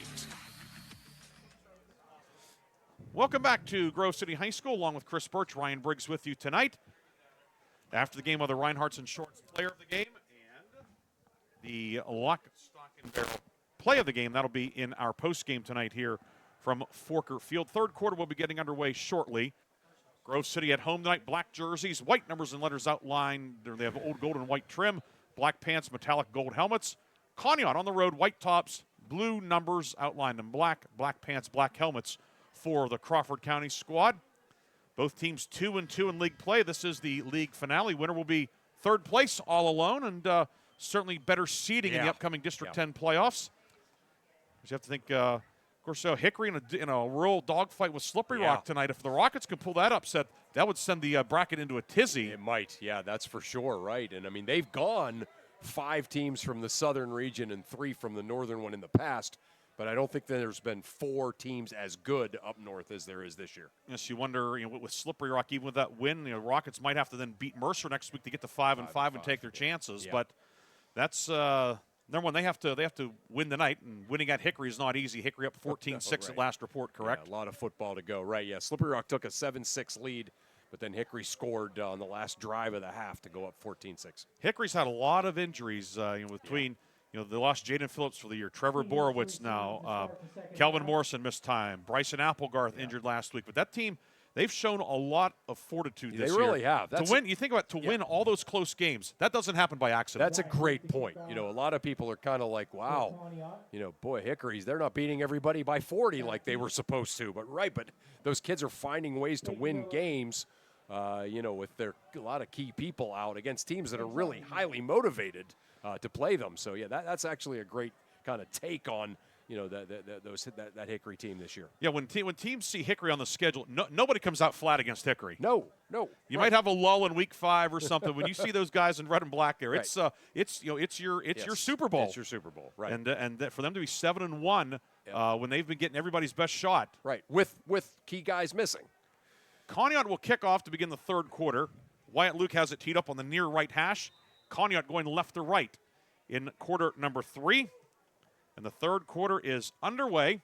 Kick fielded on the hop back at the 14-yard line by Charlie Miller. Miller to the 30, Miller to the 35. Bounces off of Harper and Venair out close to the 40-yard line. Nice run back from Charlie Miller, and Grove City will have good field position to start the third quarter. Yeah, Miller looking, again, just more and more confident as this season has gone on. We talked about, what a great sophomore campaign he's putting together. But that time, really nice little cutback. Some shiftiness there. To get the Eagles in some good starting field position for this first drive of the second half. Great job, Eagle Band. Luke Gamble checks in as a tight end to the left. Cooper's a wing to the left. 2 receivers to the right on the wide side of the field. Now the wing and tight end will shift to the right. Unbalanced line to the wide side. Homan shovels it to Wilson. It's off his hands, and it's recovered by Conneaut. Conneaut with its second takeaway of the night. And there's Sandow again, the free safety. The smallest guy out there in the Conneaut defense making a huge play. Yeah, how about that? Yeah, Wilson never quite had it clean. Loses it, and Sandow able to fall on it. And, again, we talk about Conneaut just kind of hanging in there despite being sort of dominated at time of possession and statistically. But here it is, 10-0. Conneaut has the football in great field position. The ball will be marked at the 36-yard line of Grove City. Conneaut, by far, its best field position of the night. Yeah. Previously, check that. After the block punt, they started at the 15. Right, yeah. But the other drives, the 20, the 11, and the 25. Yeah. Yeah, so again, that block punt, a golden opportunity. They did not score there. Let's see if they can make something happen here with the relatively short field. I think Grove City was asking, was that a forward pass? But yeah. So Stone will give it up the middle, and the first offensive play of the second half for Conneaut will net about 3 yards. As on the run for Conneaut, that was Chance Meter. Yeah, this Conneaut offensive line, you got 4 seniors and a sophomore, and they're all right around 200, 210, 220, with Dygert being the one, bigger than the rest. But kind of an interesting makeup to that offensive line. They've had a tough time tonight. 2nd and 7 at the 33. Ball on the left hash. Stone will throw it near side. Caught by Paskers, the tight end. Spins, and he's going to be cut down by Mung inside the 30. He was one tackle away from perhaps going to the end zone. Instead, it's a pickup of 4 for Paskers, who makes his first catch of the night and his 12th of the season. Mung and Miller kind of ran into each other, and they almost whiffed. They were able to get just enough of them, the two of them, to bring him down, but that was almost a really crazy play. Yeah, definitely. That's a couple of assisted tackles there. Yeah. Put that on your stat sheet. 3rd and 3 at the 29. Stone in the pistol, and Grove City showing blitz, and the Eagles get a head start, and Conneaut's going to pick up a first down, it would appear. Yeah, unless there was movement, but I don't think so. No, Navarro was trying to time it out. He was trying to pull a Troy Polamalu there, and came blitzing in, and he thought he had it timed out, but a little bit of a hard count there by the Conneaut quarterback, Mason Stone. Gets him to jump off sides. 4th flag of the night on Grove City for 25 yards, but it is a first down for Conneaut at the Grove City 24. Stone works it left flat, caught by Luke, cuts back to his right, and then Luke is buried at the 22-yard line as Charlie Miller, the free safety, coming downhill to make the tackle and limit Luke to 2. Grove City's defense, you know what they look like? I've talked about the conditioning of this Grove City team with their Monday and Wednesday sprint days, but they're just athletic. They're just really athletic and fast. It's tough to get any, kind of get to the outside against them. 2nd and 8 at the 22-yard line. Feeney, Luke, pass scores to the left. Luke wide right. Meter motions out of the backfield, and the quarterback Stone will keep it on a designed quarterback run up the middle. Purdy on the tackle. Stone takes the ball inside the McCandless Ford red zone. He'll pick up 4 to the 18, and they'll move it now back to the 19, so call it 3rd and 5 at the 19. Field goal probably not an option at this point for Conneaut in this 10-0 game. 9:19 to go, 3rd quarter. Yeah, the last time Conneaut had a 3rd and kind of medium like this, they tried a trick play and really kind of blew up on them. So Luke is at the quarterback position again. Yep. He has 2 upbacks in front of him, 2 receivers to the left. Conneaut 0 for 5 on 3rd down the night. The snap is over Luke's head, went through his hands. He picks it up back at the 30. It's a big loss back to the 31. Cooper and Drake Moore. And again, Chris, they go to the back of the playbook and they come up empty, losing a dozen on the play. I always had a kind of a thought when I was coaching. It was basketball, not football, but the same thing can apply. And that was as a coach. I wanted to follow the doctor's oath of first do no harm, with trying to do something crazy in a crucial moment. And I don't like that. I think they should go with their base stuff there and go with what's working. Now 4th and 16 at the 30. Back to pass. Stone hit as he throws. It's caught underneath the 20 by Feeney. Feeney upfield to the 15. Bounces. Did the knee go down? I'm not sure. He's going to be short, though. Needed the 14. He got to the 16. And the Grove City defense, by the skin of its teeth, holds. Feeney needed 16. He gets 14, and the Eagles will take over at their own 16-yard line. Wow. Again, Grove City, that's twice now. 2 short fields, once after the block punt, once after the fumble. Able to, get a big play on a 3rd down and then hold on the 4th down. Grove City will take over 1st and 10 at its own 16, moving right to left. With 8 minutes, 11 seconds to go, 3rd quarter. Homan throws it along the right sideline. The pass is caught by Goethe. And he'll be dumped out of bounds by Luke. But there's a flag at the 15-yard line on the near side. Yeah, it looked, he threw the flag right as the ball was being snapped. So it was the side judge. And referee Bob Germano says it is illegal motion against Grove City. Yep. So the Eagles will be flagged for the 5th time tonight, and the ball will go back to the 11. It'll be 1st down and 15. Just to finish up the thought on 3rd down for Conneaut, Eagles are now 0 for 6 tonight on 3rd down. Yeah. Coming in, the Grove City defense had held teams to 29% success on 3rd down. Yeah. And then the 0 for 6 tonight. Yeah, that's going to help that percentage. They're just doing a great job. Wilson, the deep back in the pistol, and Homan gets the snap and gives to Wilson, winding over the left side, and he'll get out to about the 13-yard line, where he's brought down by Venair, the leading tackler on the season for Conneaut, starting middle linebacker. And Jackson Wilson gets a couple. It'll be 2nd and long for the Eagles from the 13. Wilson now 20 carries, 72 yards tonight. Yeah, Wilson's putting together a good night. Charlie Miller, slot left inside of Peyton Miller. They are not related, by the way. No. How about that?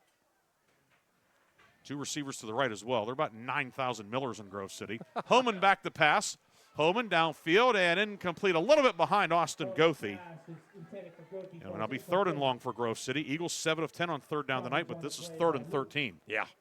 Yeah, this is a little bit of obviously a different corner of the playbook here for 3rd and 13, but Conneaut defense with a nice answer here so far after getting, stopped with it on a short field on a 4th down play. Homan now 6 of 8. That was his first pass that hit the ground. 6 of 6 plus then the interception. He's in the shotgun, brings Charlie Miller in motion from left to right. 3 receivers to the right now. Peyton Miller wide left alone. Homan back the pass, setting up a screen, And it's caught by Stukio at the 15. He's upfield. He's off to the races. Stukio to the 40. Stukio to midfield. Jonas Stukio, 30 to the 20.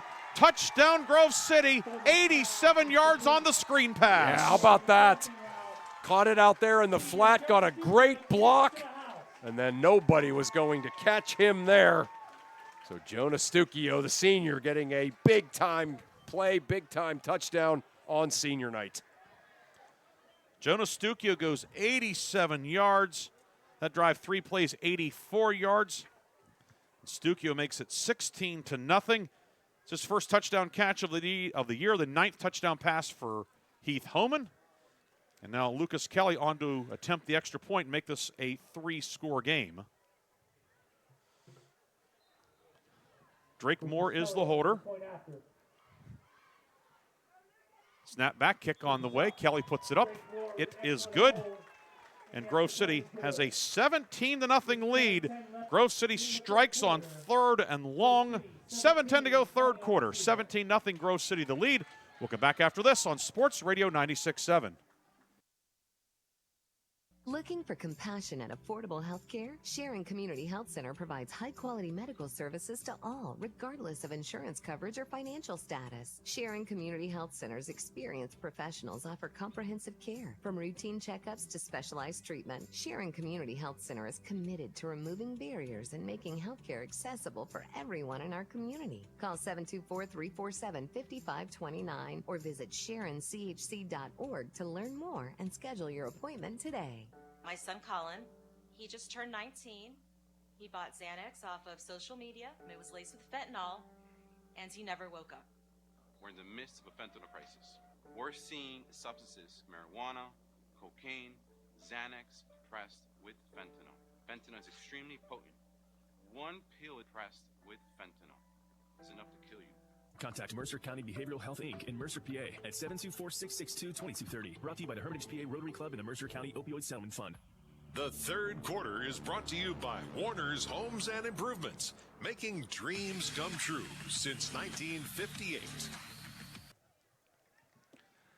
Grove City with a 17-0 lead. Jonas Stukio, who had the 87-yard catch and run, will get ready to send this one away. Stukio on the run-up, puts the right foot into it. And going back to his own 6-yard line is Sandow. Sandow in the middle of the field to the 15, looking to get upfield. He's going to be dumped at the 20-yard line by the Grove City coverage unit. Marvin Edwards, the junior receiver. Called his name a handful of times on special teams this year, and he makes the tackle, and Conneaut will take over just past its 20-yard line with 7 minutes to go, 3rd quarter. Great hustle, great tenacity there. Coming all the way from the opposite side of the field. So, yeah, what a great special teams play there by Marvin Edwards.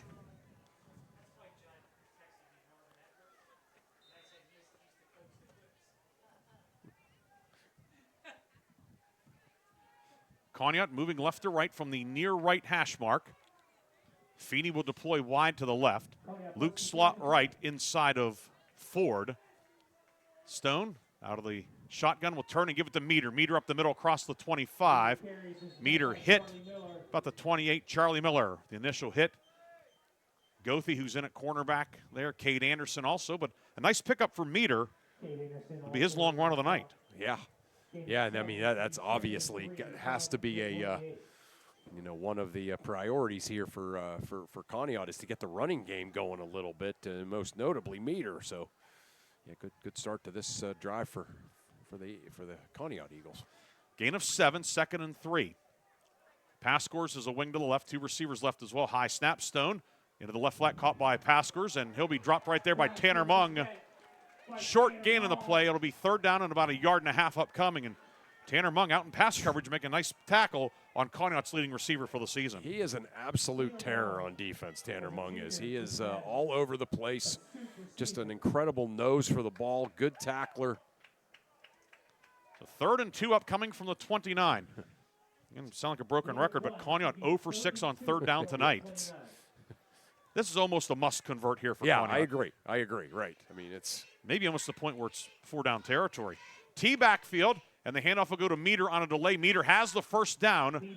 Meter out to the 35-yard line on the delay to the fullback, and Meter back-to-back healthy gains out to the 35. First down, Conneaut. Yeah, there they go, right? Third down and 2. Run one of your best plays, one of the plays that you have the most success and confidence with. Out to the 35-yard line. That'll be first down for Conneaut. Jordan Gamble checking in back on the defensive line for Grove City, replacing Anderson. Double wing set, Stone under center, and the handoff will go to Meter off of the left side, and Meter across the 35 to about the 38-yard line, brought down by Gamble and Andres Navarro. Actually, Anderson was in on that play. Now he will check out, and Heckathorn back in. Little housekeeping there, but it's a pickup of 3 for Chance Meter. Meter came into tonight leading the Eagles 723 yards on 151 carries. He certainly has been a busy guy this year. Yeah. 6 carries tonight. 2nd and 7 at the 38. Back to the double wing set. Feeney wide to the right. And they'll give it off to Stone again. And Stone, the ball. Did the ball come out? I don't see a beanbag. Yeah. No, I think they were just. I think all the Grove City guys that went low like that were just going down with the running back. Kind of, they all went down like dominoes at the end of the play. And Meter will get 2 to the 40, bringing up 3rd down and 5. So again, another 3rd down for Conneaut. This one 3rd and 5. 4:16 to go, 3rd quarter. 17-0. Grove City the lead. Eagles scoring on a 3rd and 13 from deep in their own end on the last possession. 87-yard screen pass to Jonas Stucchio. Stone throws it to Luke. May have been a backwards pass. Either way, it's going to be a big loss back to the 35. It's 4th down for Conneaut. Yeah. Jordan Gamble out there. There's Mung again. Heckathorn in the neighborhood. It's 4th down and 10 for Conneaut. I mean, not to oversimplify things, but you're not going to be able to throw that bubble screen out there and expect any of the Conneaut backs to be able to get away from the guys on the edge for this Grove City defense. I mean, forget it. Luke to punt. He's had a couple pretty good ones. He had a shank tonight as well, but the Conneaut defense bailed him out. Charlie Miller back at the Grove City 35-yard line. Snap a little bit high. The kick is away. High spinner. This one's going to hit at the 20. It's going to take a Conneaut roll to the 15. It's going to keep rolling. And then a Grove City guy jumps on it at the 5. Tanner Mung, who I don't know if that was it was the safest decision, but Grove City will have it at the 5-yard line. Yeah, he must just not have liked how it was rolling, and he said, you know what, I'm going to try to save my team maybe 10 or 15 yards. And, yeah, I mean, I guess he didn't save them 15, but. Saved them a couple. They'll have it at the 5, which is certainly better than the 1 or 2. It was you don't see that very often. No. We certainly understand what his intent was. Yeah. And Grove City will have a long field again starting at the 5-yard line, but hard to critique much of what Tanner Mung's done tonight. Tanner Mung's been all over the place. 1st and 10 for Grove City back at the 5, coming out from its own goal line. Goethe slot left inside of Charlie Miller. They're out at the numbers. And Homan will give it to Jackson Wilson. Wilson is going to be upended at the 8-yard line. Sandow again, along with a couple of teammates in there, including Dustin Harper. Boy, would Grove City love to put together another one of those 20-play 7 or 8 minute drives here, huh? They had the 21-play drive in the first half that resulted in the field goal. 20-play drive last week against Hickory. They also had a 10-play drive that got the Eagles on the board last week. So over the years, we've gotten used to Grove City, the up-tempo and the explosive plays. They can put together a drive. Yep. Homan back the pass, under pressure from Welchek, and Homan is going to be sacked close to the goal line. Mason Welchek coming from the backside to bring Homan down for a big loss back to the 2-yard line. And it's going to be 3rd down and long for Grove City. First sack of the night by the Conneaut defense. Yeah, Welchek just coming in from his blind side. Homan, like he was kind of acting like he had time. He did not, kind of know he was back there. And, just able to wrap him up. And you just don't see Homan get sacked very often. 3rd and 13 back at the 2. Homan in the shotgun. Trying to get Conneaut to jump. Eagles did not bite. Play clock at 3.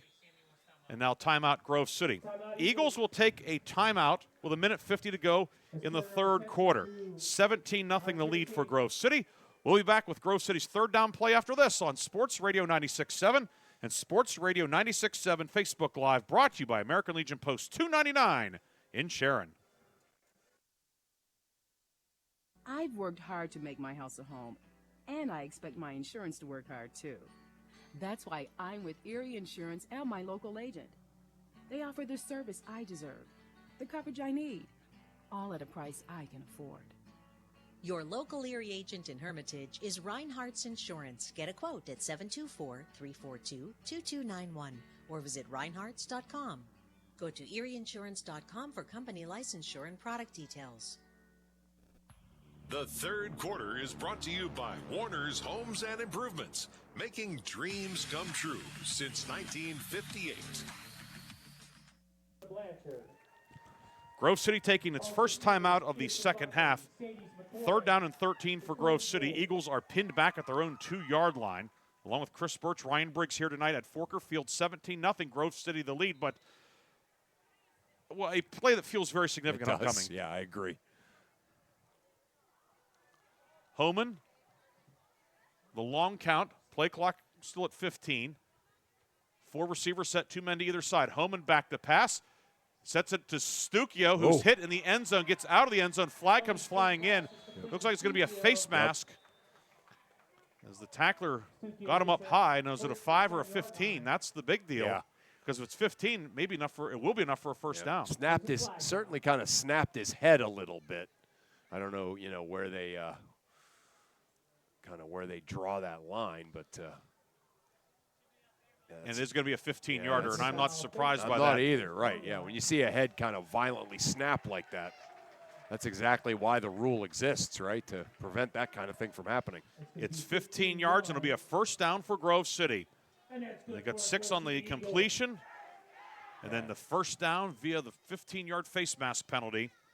Yeah, that's a big Fourth play. flag of the night on Conneaut for 35 yards. Each team with 1 first down via penalty tonight. Yeah. But Grove City getting out of a hole at a new set of downs at the 23-yard line. Cooper, wing right. Luke Gamble, tight end to the right next to right tackle Jordan Gamble. Homan will give it to Stukio. Stukio over the right side. Stukio into the open to the 35. Stukio brought down at the 40-yard line by Feeney. And all of a sudden now Grove City, which we saw the Eagles getting parcels of yardage last week on the ground against Hickory in the second half, starting to get that going again tonight. Yeah, again, I don't want to kind of keep saying the same thing, but it's just so obvious, right here, looking at the press box down on the field, Grove City's in great shape. First and 10 at the 40, gain of 17 for the Eagles. 2 receivers left, tight end and wing to the left as well. Homan. The pass is caught by Goethe, who was on a knee. Was it complete? Yes, he did catch it, but either way, no gain. Right. Yeah, had to go down to a knee to make the catch. And, of course, in high school football, once the knee hits, the play is over. Yeah, you'd have to be intensely heads up to have to go do that and then, not just kind of follow your instinct to catch the ball. Actually a loss of 1 on the play. That's what I meant. So 2nd and 11 now. Wilson back in at running back. Goethe and Charlie Miller wide to the right. Ball in the near left hash, and they give us to Wilson. Wilson up the middle. Wilson to the 45, brought down by Veneri. We had forgot to put the last syllable on Veneri's name earlier, but it is Veneri. We were advised of that, so we apologize. But either way, however you say it, he's a good linebacker. He's a good player, right? Yes, yeah. Yeah, that's for sure. That's going to be the end of the third quarter here at Grove City's Forker Field. On senior night, the Eagles looking to sew up a playoff berth and finish the regular season at 5-4. 17-0 Grove City with the lead. Chris and I will come back with the fourth quarter after this on Sports Radio 96.7 and Sports Radio 96.7 Facebook Live. Mancino's Driving School is your go-to destination for top-notch driving education. Whether you're a teen or an adult, Mancino's experienced instructors ensure you're equipped with essential skills and safety tips. Offering flexible schedules and personalized lessons, Mancino's Driving School make learning to drive convenient and effective. Visit our website at mancinosdrivingschool.com to enroll today and begin your journey toward becoming a safe, independent driver. Join us for an open house at Hubbard Medical Complex on Wednesday, October 22nd from 4 to 6 p.m. Learn more about their comprehensive services, including primary care, therapy, outpatient lab, x-rays, and Shenango Valley cardiology consultants. Enjoy giveaways, blood pressure screenings, facility tours, and refreshments. Visit Hubbard Medical Complex for their open house on Wednesday, October 22nd from 4 to 6 at 880 West Liberty Street, Hubbard. For more information, call 330-534-5400 or visit mmchs.org/Hubbard. The fourth quarter is brought to you by Shell Restoration, the area's #1 roofing, siding, windows, and gutter installer. 3rd and 6 from the 44. Going left to right in the fourth quarter, leading 17-0. 3rd and 6. Homan back to pass, throwing downfield, and it is caught by Cooper at the 25. Cooper down to the 15-yard line.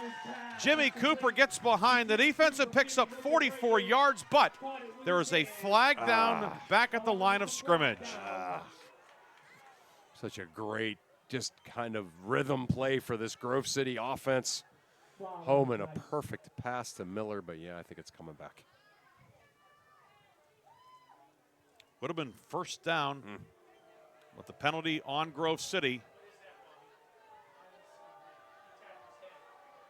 And they're going to call ineligible downfield on Grove City. Ineligible man downfield. So on the it's going to go back to the 39 and bring up 3rd and 11. It's going to be 3rd and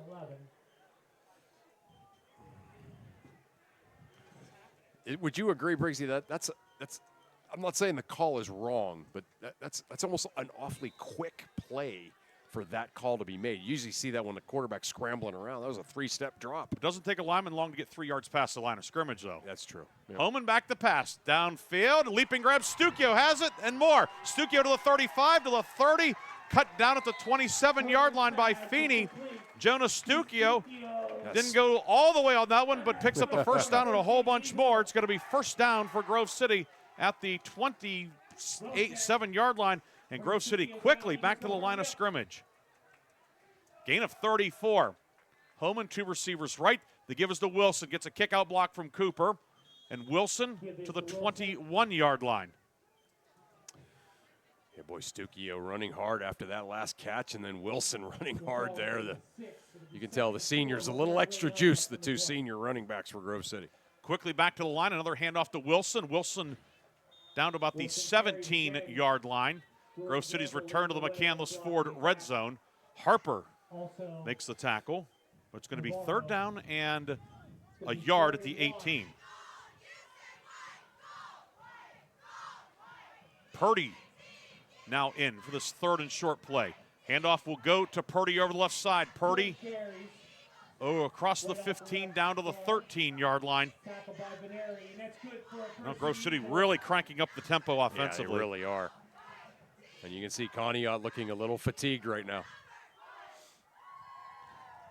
This time Homan throws it right side, and it's going to be caught by Goethe at the 10. Keeps the legs going, then is finally pushed out of bounds on the near side. Goethe with a strong run after the catch. Yeah, trying to stay in bounds, but he had two Conneaut guys bowling him out of bounds to stop the clock. Down to the 6-yard line, 2nd and 3 at the 6. The clock stops with 10.5 minutes to go. Grove City leading 17-0. 12th play of the drive upcoming. 3 receivers to the left, and the snap goes to Purdy.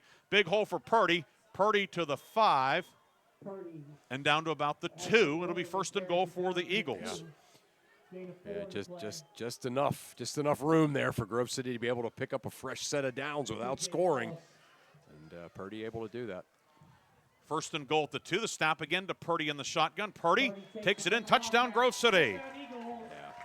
Gavin Purdy scores from 2 yards out, and Grove City adds to the lead. It is 23-0. Yeah, Grove City finally, right? I mean, it just seemed like they had just dominated so much, but not able to blow this game open until right now, this moment, 10:16 to go in the fourth quarter.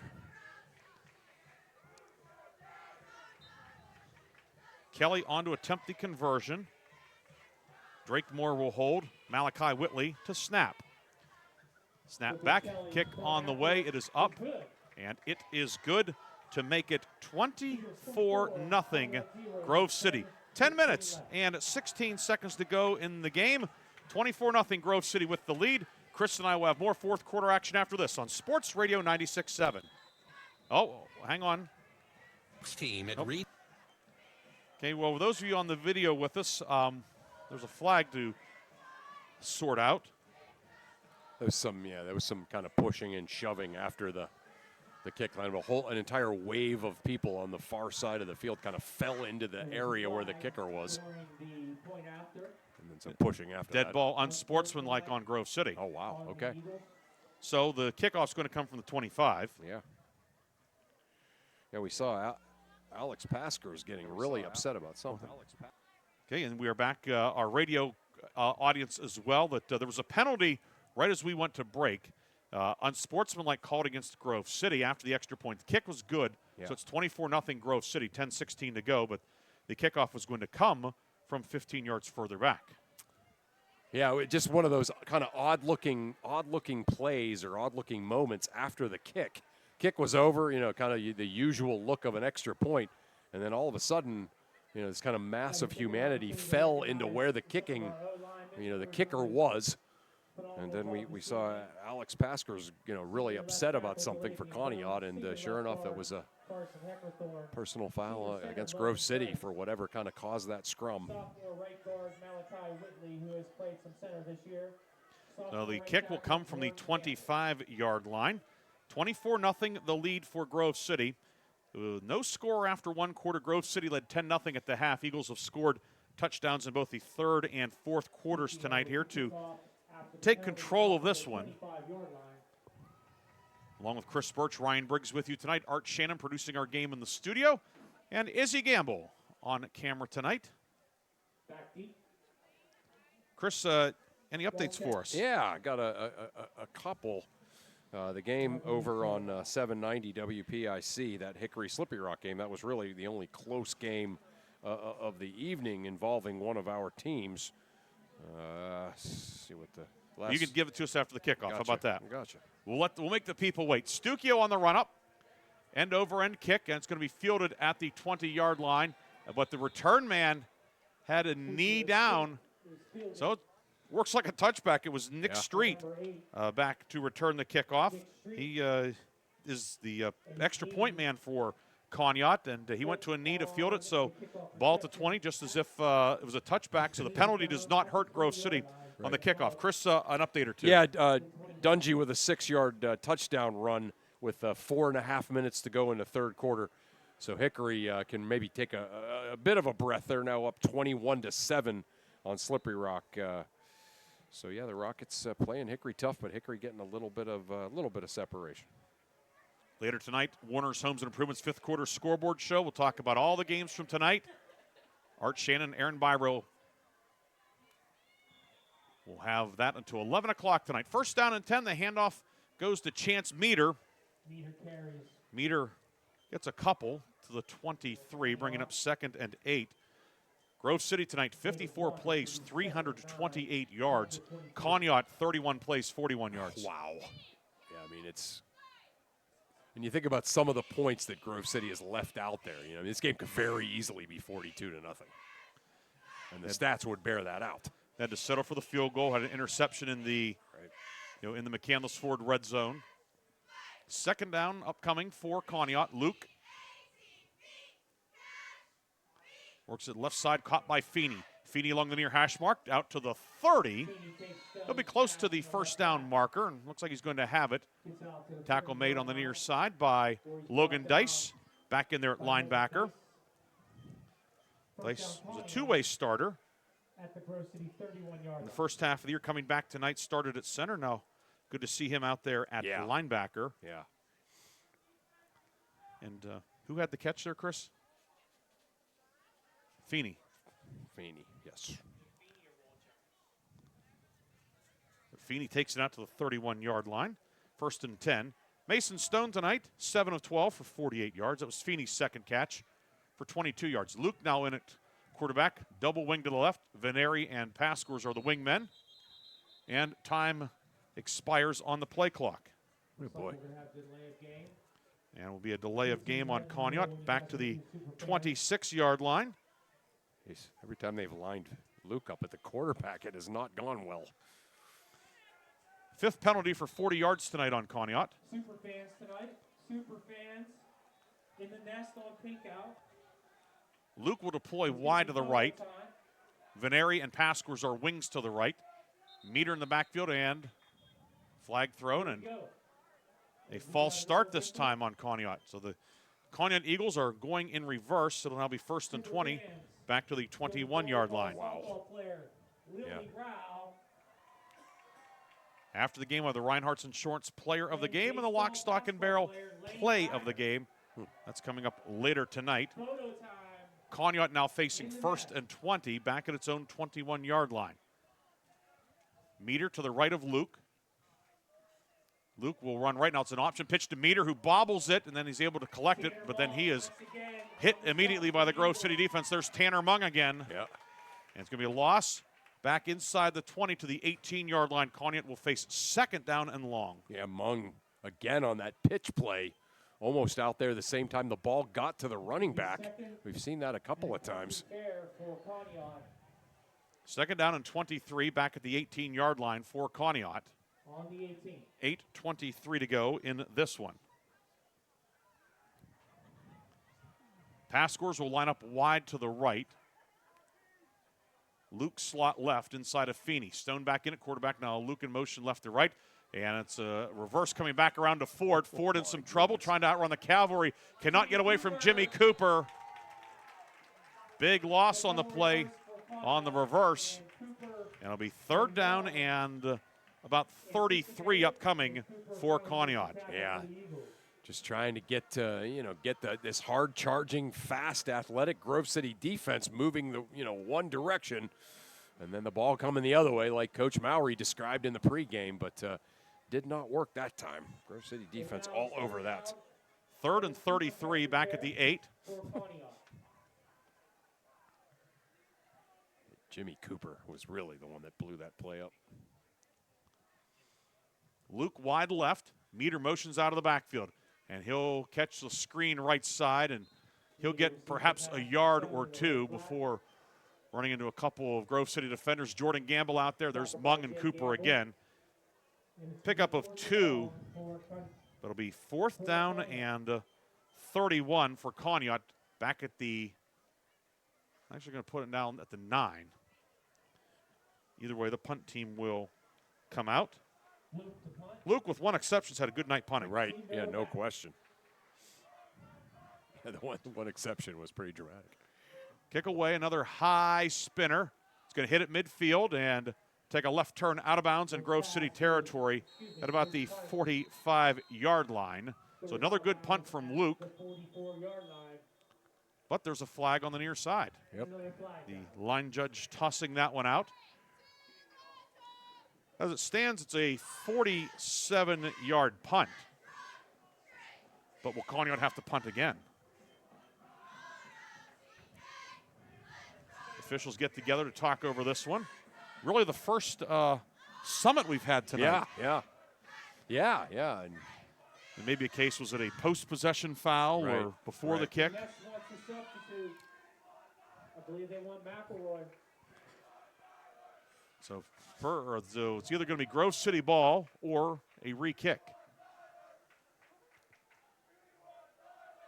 Referee Bob Germana talking it over with his crew tonight. The Conneaut punt team is walking back towards its goal line. Yeah. Last evening at Corker Field was that a would successful evening. There was a Powder Puff football negate a very good punt again by game. Luke. A lot of great athletic plays were made by female student athletes on Corker Field. And a lot of waiting great for the activities indication. done by some of And our now they're going to go over and talk to So thank you. the other officials. So a game that has zipped along through the first 3.5 quarters has screeched to a halt with 6:40 to go. Our clock on the videos continue to run. Sorry about that. The penalty is a substitution infraction on Grove City. Okay. And the penalty is going to be declined, and thus Grove City will have it at the 44-yard line. All right. So after all that, Grove City has it in good field position. We have LeBaron. Zach LeBaron is. Yeah. I believe A little bit. 6:40 to go in the fourth quarter. 24-0 the lead for Grove City. And the Eagles will have it moving right to left here, or left to right. Working from the near right hash mark.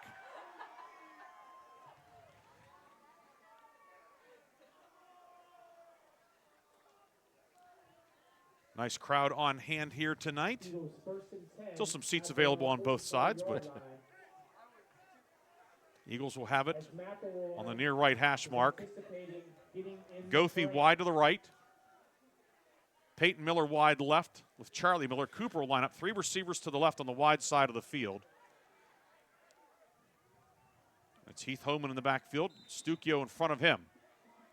More or less a 5-receiver set. Back to pass. Actually, they're going to throw downfield. Incomplete, intended for Stukio. It was Purdy on the pass. Yeah, 9, not 5. Wow. And Stukio had a lot of room in front of him, but could not haul it in. Yeah. So Purdy, who's attempted a few passes this year, 0 for 1 on that one. Homan tonight, by the way, 11 of 13 for 203 yards and a touchdown. Yeah. Yeah, Purdy can throw it. That was a nice pass. Yeah. And it's something for whoever the Eagles draw in the playoffs. Yes. You have to be ready for it. Right. Eagles playing the long game, if you will. 2nd and 10. Homan near side looking for McElroy, who checked in that pass incomplete. Feeney on the coverage. Tyler McElroy, senior. That's now 3rd down and 10. Mentioned Grove City playing the long game. Of course, the Eagles, their last big hit was the long run. That's right. That's right. At least in their classic era. Yeah. The title track on their last album till they reunited in the mid-90s. 3rd and 10 at the 44. Homan will give it to Stukio. Stukio right into the middle of the line, and he'll get 2. But ran into the interior lineman, a couple of tackles combining Wallace on the stop, along with Toby Wallace. So it was Toby Wallace and T.J. Wallace combining on the stop of Stukio. So I guess tonight with Conneaut and Grove City playing, it was appropriate to make an Eagles reference. Yeah, right. Yeah, for sure. Will there might be heartache tonight for one of the teams. Yeah, I think we can safely say it's very likely to be the Northern Eagles. Bones to punt as we turn under 6 minutes to go in the 4th. Ford deep. Snap back to Bones. The kick is away. Line drive kick, and Ford reaches up, makes the catch at his own 21-yard line. Gets a block from Luke, trying to turn the corner far side. Has some room, and he'll be bumped out of bounds shy of the 30-yard line. Downfield for Grove City, Lamar Franklin making the special teams play with 5:37 to go in this one. And Conneaut will put it in play there. Conneaut with 3 timeouts left. All our tier team at this point. I'm going to put the ball down at the 29 of Conneaut. 5:37 to go in the 4th. After the game, lock, stock, and barrel play of the game. Reinhardt's Insurance player of the game. That'll be in our post game tonight here at Forker Field. Stone in the shotgun on 1st and 10 at the 29. Stone throwing it downfield, caught by Luke. Luke across the 40. Luke to the 45. Wyatt Luke with a nice gain. Out to the 45, pickup of 16 to Luke. Luke's 2nd catch of the night. Had 7 catches last week at Sharon. He gets Conneaut a 1st down. We talk about the youth of Grove City. How about for Conneaut? Stone, Ford, Meter, and Luke all back next year. Certainly a lot for the Eagles to build upon for next year. Yep. 1st and 10 at the 45. Stone's pass, right side caught by Paskers, the tight end. He's going to be bumped out of bounds in Grove City territory. He'll get 10 and another 1st down. Back-to-back 1st downs for Conneaut. First down, Conneaut. Just using the quick passing game here. If Conneaut could get a quick score, and now that granted they would need 2 pointers, but they could get a quick one and 2. At least make things a little hairy for Grove City. Certainly. Stone works it near side. It's caught by Paskers upfield to the 40, down to the 39-yard line. Open field tackle made by Austin Goethe. Goethe in the defensive backfield making the tackle. First extended run for him in the secondary for a while. Yeah. played, of course, started at receiver all year. Eagles shuffling the secondary a little bit. Goethe in at cornerback, opposite of Stukio. He's earned a breather tonight, certainly. 2nd and 4 to 39. Stone back to pass. Stone looking downfield and incomplete. Looking for Feeney on the post pattern, but it lands incomplete. And 3rd down upcoming. Yeah, Feeney did get behind the defense, but just kind of out in front of him a little bit. 3rd and 4 now for Conneaut at the 39. Conneaut 1 of 9 on 3rd down tonight. We sometimes joke about, what keys to the game, 3rd down. Well, tonight Grove City's 10 of 14 on 3rd down. Right. Conneaut's 1 of 9. Yeah, exactly. So they've converted theirs, and they've stopped the other team from converting theirs. So that's how you win a football game. Double wing set, Stone in the pistol, and on a counter it goes to Aiden Ford, and the Eagle defense stayed home. Delathian Bones in there on the tackle. Cade Anderson as well. Both those defensive linemen not fooled by the counter. Loss of 1. It's 4th and 5, and Conneaut will go for it. Yeah. Conneaut tonight in the red in terms of rushing yardage, -9 on 22 carries. 2 receivers and a wing to the right. Stone tried to hand it off, and nobody was there. Then he is hit as he makes the pass. Andres Navarro with the pressure, and the Grove City defense holds with 3:59 to go. Yeah. That's, obviously you were talking about the 3 scores with the 2-point conversions, at least that possibility making things interesting. But probably Grove City slamming the door there with what else? A great defensive stand. 3:59 to go, and Grove City will have it.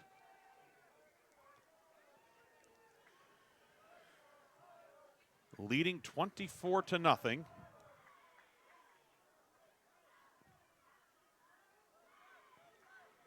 Barron also in for the Eagles. And the handoff will go to Jackson Wilson off the right side, ahead to the 43-yard line. I believe it's 55 Wallace. Yeah, Wilson just probably going to get a good heaping helping of Wilson, Stukio, and Purdy running behind this offensive line. See if they can't pick up a couple of first downs and seal this game, put it away. Grove City, not surprisingly, slowing the tempo way down. Homan will give it to Wilson again. Wilson to the 45. Gets it to the 45-yard line. It'll be 3rd down and 5, forthcoming for Grove City. This would be Grove City's first home shutout since homecoming 2 years ago, September 28th against Greenville, 41-0. Wow. Last home game. Update in Major League Baseball, Seattle surged ahead 6-2, top of 9th on Toronto. Wow. Dodgers leading Milwaukee 3-0. 3rd and 5 pass incomplete, broken up by Welchek as they look to hit McElroy on the far side. It's incomplete, and now 4th down for Grove City. 4th and 5 with 2:51 to go. Yeah, you'd have to figure Grove City will go for it here. No? They're going to punt. Okay. Figured they'd maybe go for it just to keep the clock rolling. And maybe a chance to pick up a fresh set of downs. So Bones the punt for the 3rd time tonight. Had his first one blocked tonight. But as you noted, Chris, he made the tackle on Veneri to keep him out of the end zone, and Conneaut didn't score. Yep. Yeah, just great hustle by him. And then the kick is blocked again. Veneri blocked it. Scramble for it, and it's recovered by Conneaut in Grove City territory. Wow. So Conneaut for the 2nd time tonight blocking a kick. That's incredible. Yeah.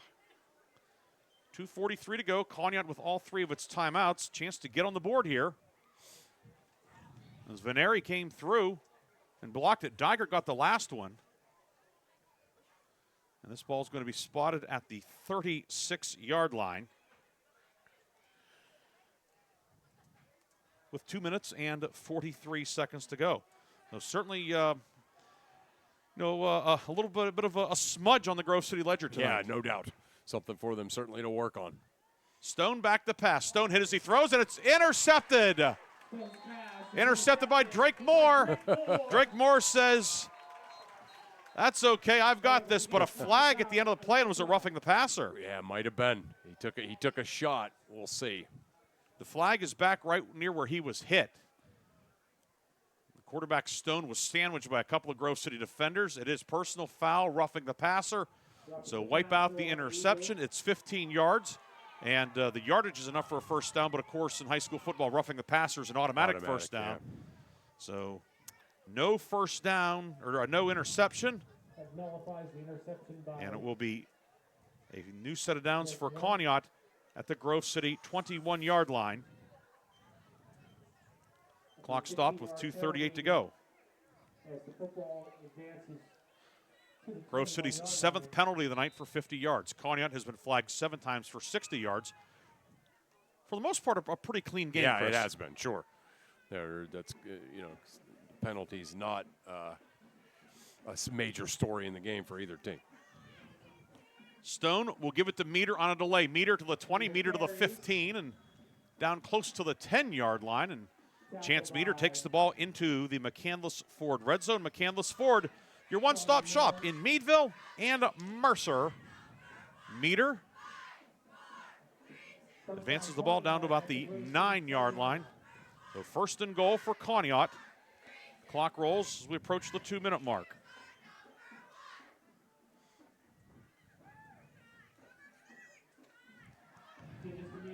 Gives to Meter, and this time he gets nothing. Gamble in there, Jordan Gamble, Andres Navarro also. Second down now. Meter loses a yard back to the 10. Second and goal. Conneaut with the 3 timeouts. Grove City with 2, in case you're wondering. You weren't wondering. You already knew that. I was, yeah. That's all right. And the new scoreboard here displays that. Yeah. Off to our left, the west end here at Forker Field. They've been playing football here for a century.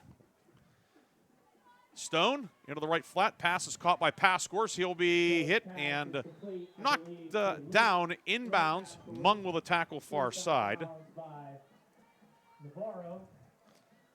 So it'll be 3rd and goal now from about the 5 for Conneaut. And they're going to put it down on the 6. And we have a stoppage on the field, and will Conneaut use one of its allotted 3 timeouts? Looks like it's an official's timeout, Riggs. Looks like we have an official's timeout. Right now the ball's at the 6. Bob Germano is going to tell us what's going on or signal to us. Yeah, okay. I'd like to take this opportunity to, once again, so it'll be 3rd down and goal at the 6 when play resumes. recognize it's senior night tonight from marching band. With 1:04 to go, and now the clock winds. We'd like to thank the parents. Ford, Paskers, Feeney wide right. That's the short side of the field. Wyatt Luke wide left. Meter motions to the left out of the backfield. Pass right side. It is caught by Ford. Cuts inside, and Ford will take it in for the touchdown. So Ford scores with 48 seconds to go. It's 24-6, and the Conneaut Eagles able to take advantage of the good field position after the blocked kick. Yeah, good. That certainly would have been helpful for their cause to have done that on the first blocked kick. But still, again, this is a team that they play next week, like you mentioned. They do play a Week 10 game, and then they should likely get into the tournament with this 4th place finish. So again, lots of football, lots of momentum to try to pick up.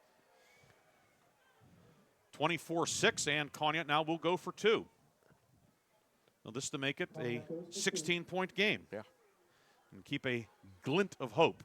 Stone, quarterback draw on the 2-pointer, and he extends his 6'2" frame into the end zone. The 2-point conversion is good for Conneaut's Mason Stone. 24-8 is your score. We'll come back presumably with a Conneaut onside kick when we come back. Grove City leads 24-8. Back with the finish on Sports Radio 96.7.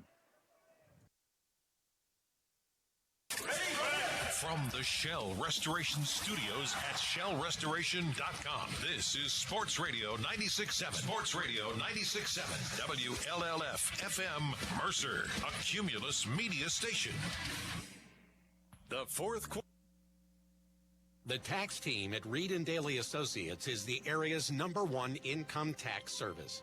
Reed and Daly built their practice one client at a time and are proud supporters of student athletes, boosters, bands, and other school activities to keep our diverse community moving forward. When it comes to business or taxes, Reed and Daly Associates will fight for you and help you reach the top of your game. Reed and Daly Associates on South Buell Farm Drive in Hermitage and online at reedanddaly.com. The fourth quarter is brought to you by Shell Restoration, the area's #1 roofing, siding, windows, and gutter installer.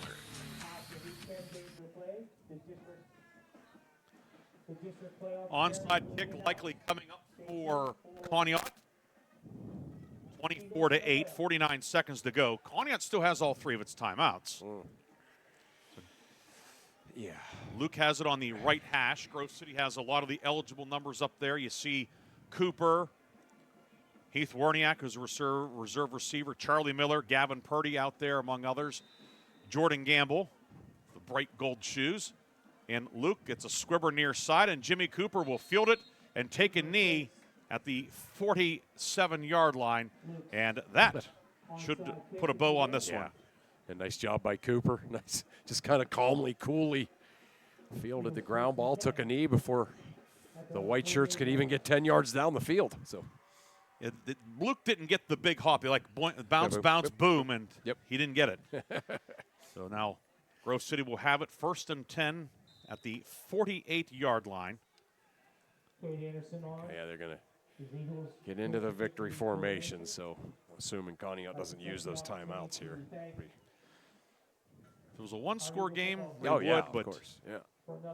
Oh, yeah, the game wouldn't be over then if it was a one-score game. Thank you for your time and effort. And knee taken by Homan. One more of those, and this one will be a final. Grove City fans come to their feet. And Conneaut, this team, some things didn't go their way tonight. This Conneaut team is certainly having a chance to see in the last 2 weeks and so forth. Conneaut has come a long way and really showed a lot tonight. Conneaut certainly acquitted themselves very well this evening. No question, right. I mean, again, if they get a win next week, it's a 7-3 regular season and a playoff berth. That's a big step. One more knee, and that will do it. Teams will line up for the handshake line, and the Grove City Eagles on senior night are going to get a victory 24-8.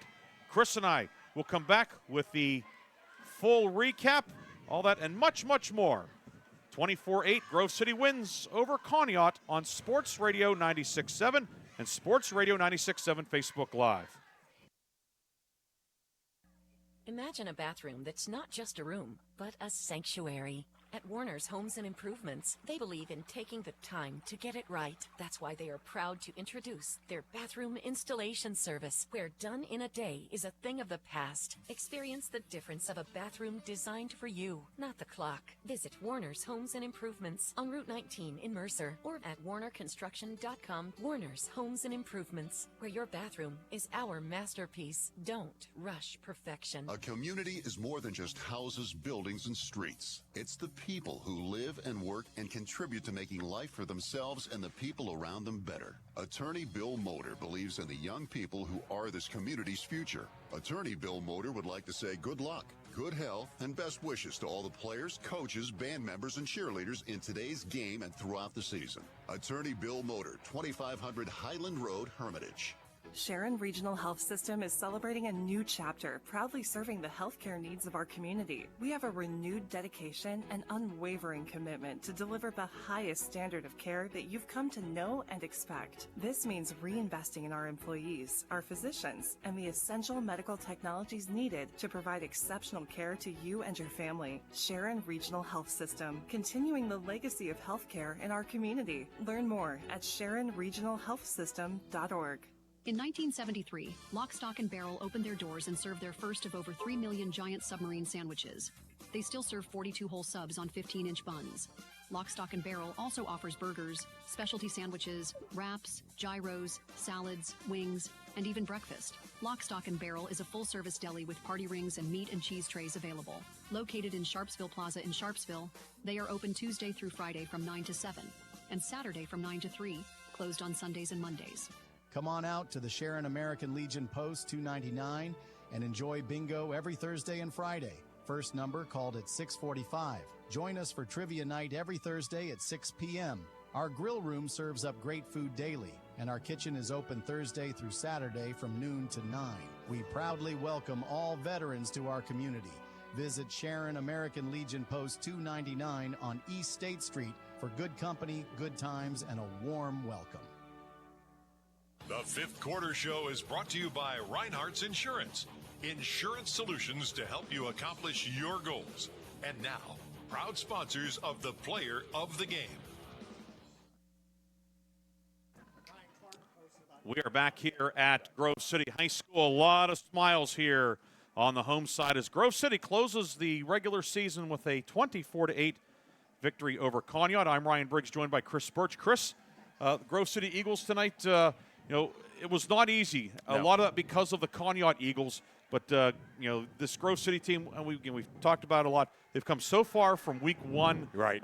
Just week after week, building upon each game. Not all of them have been wins, certainly, but tonight to close the regular season with a win and go into the postseason with considerable momentum. A lot of momentum and certainly an identity. That's what I think you could really say about this team.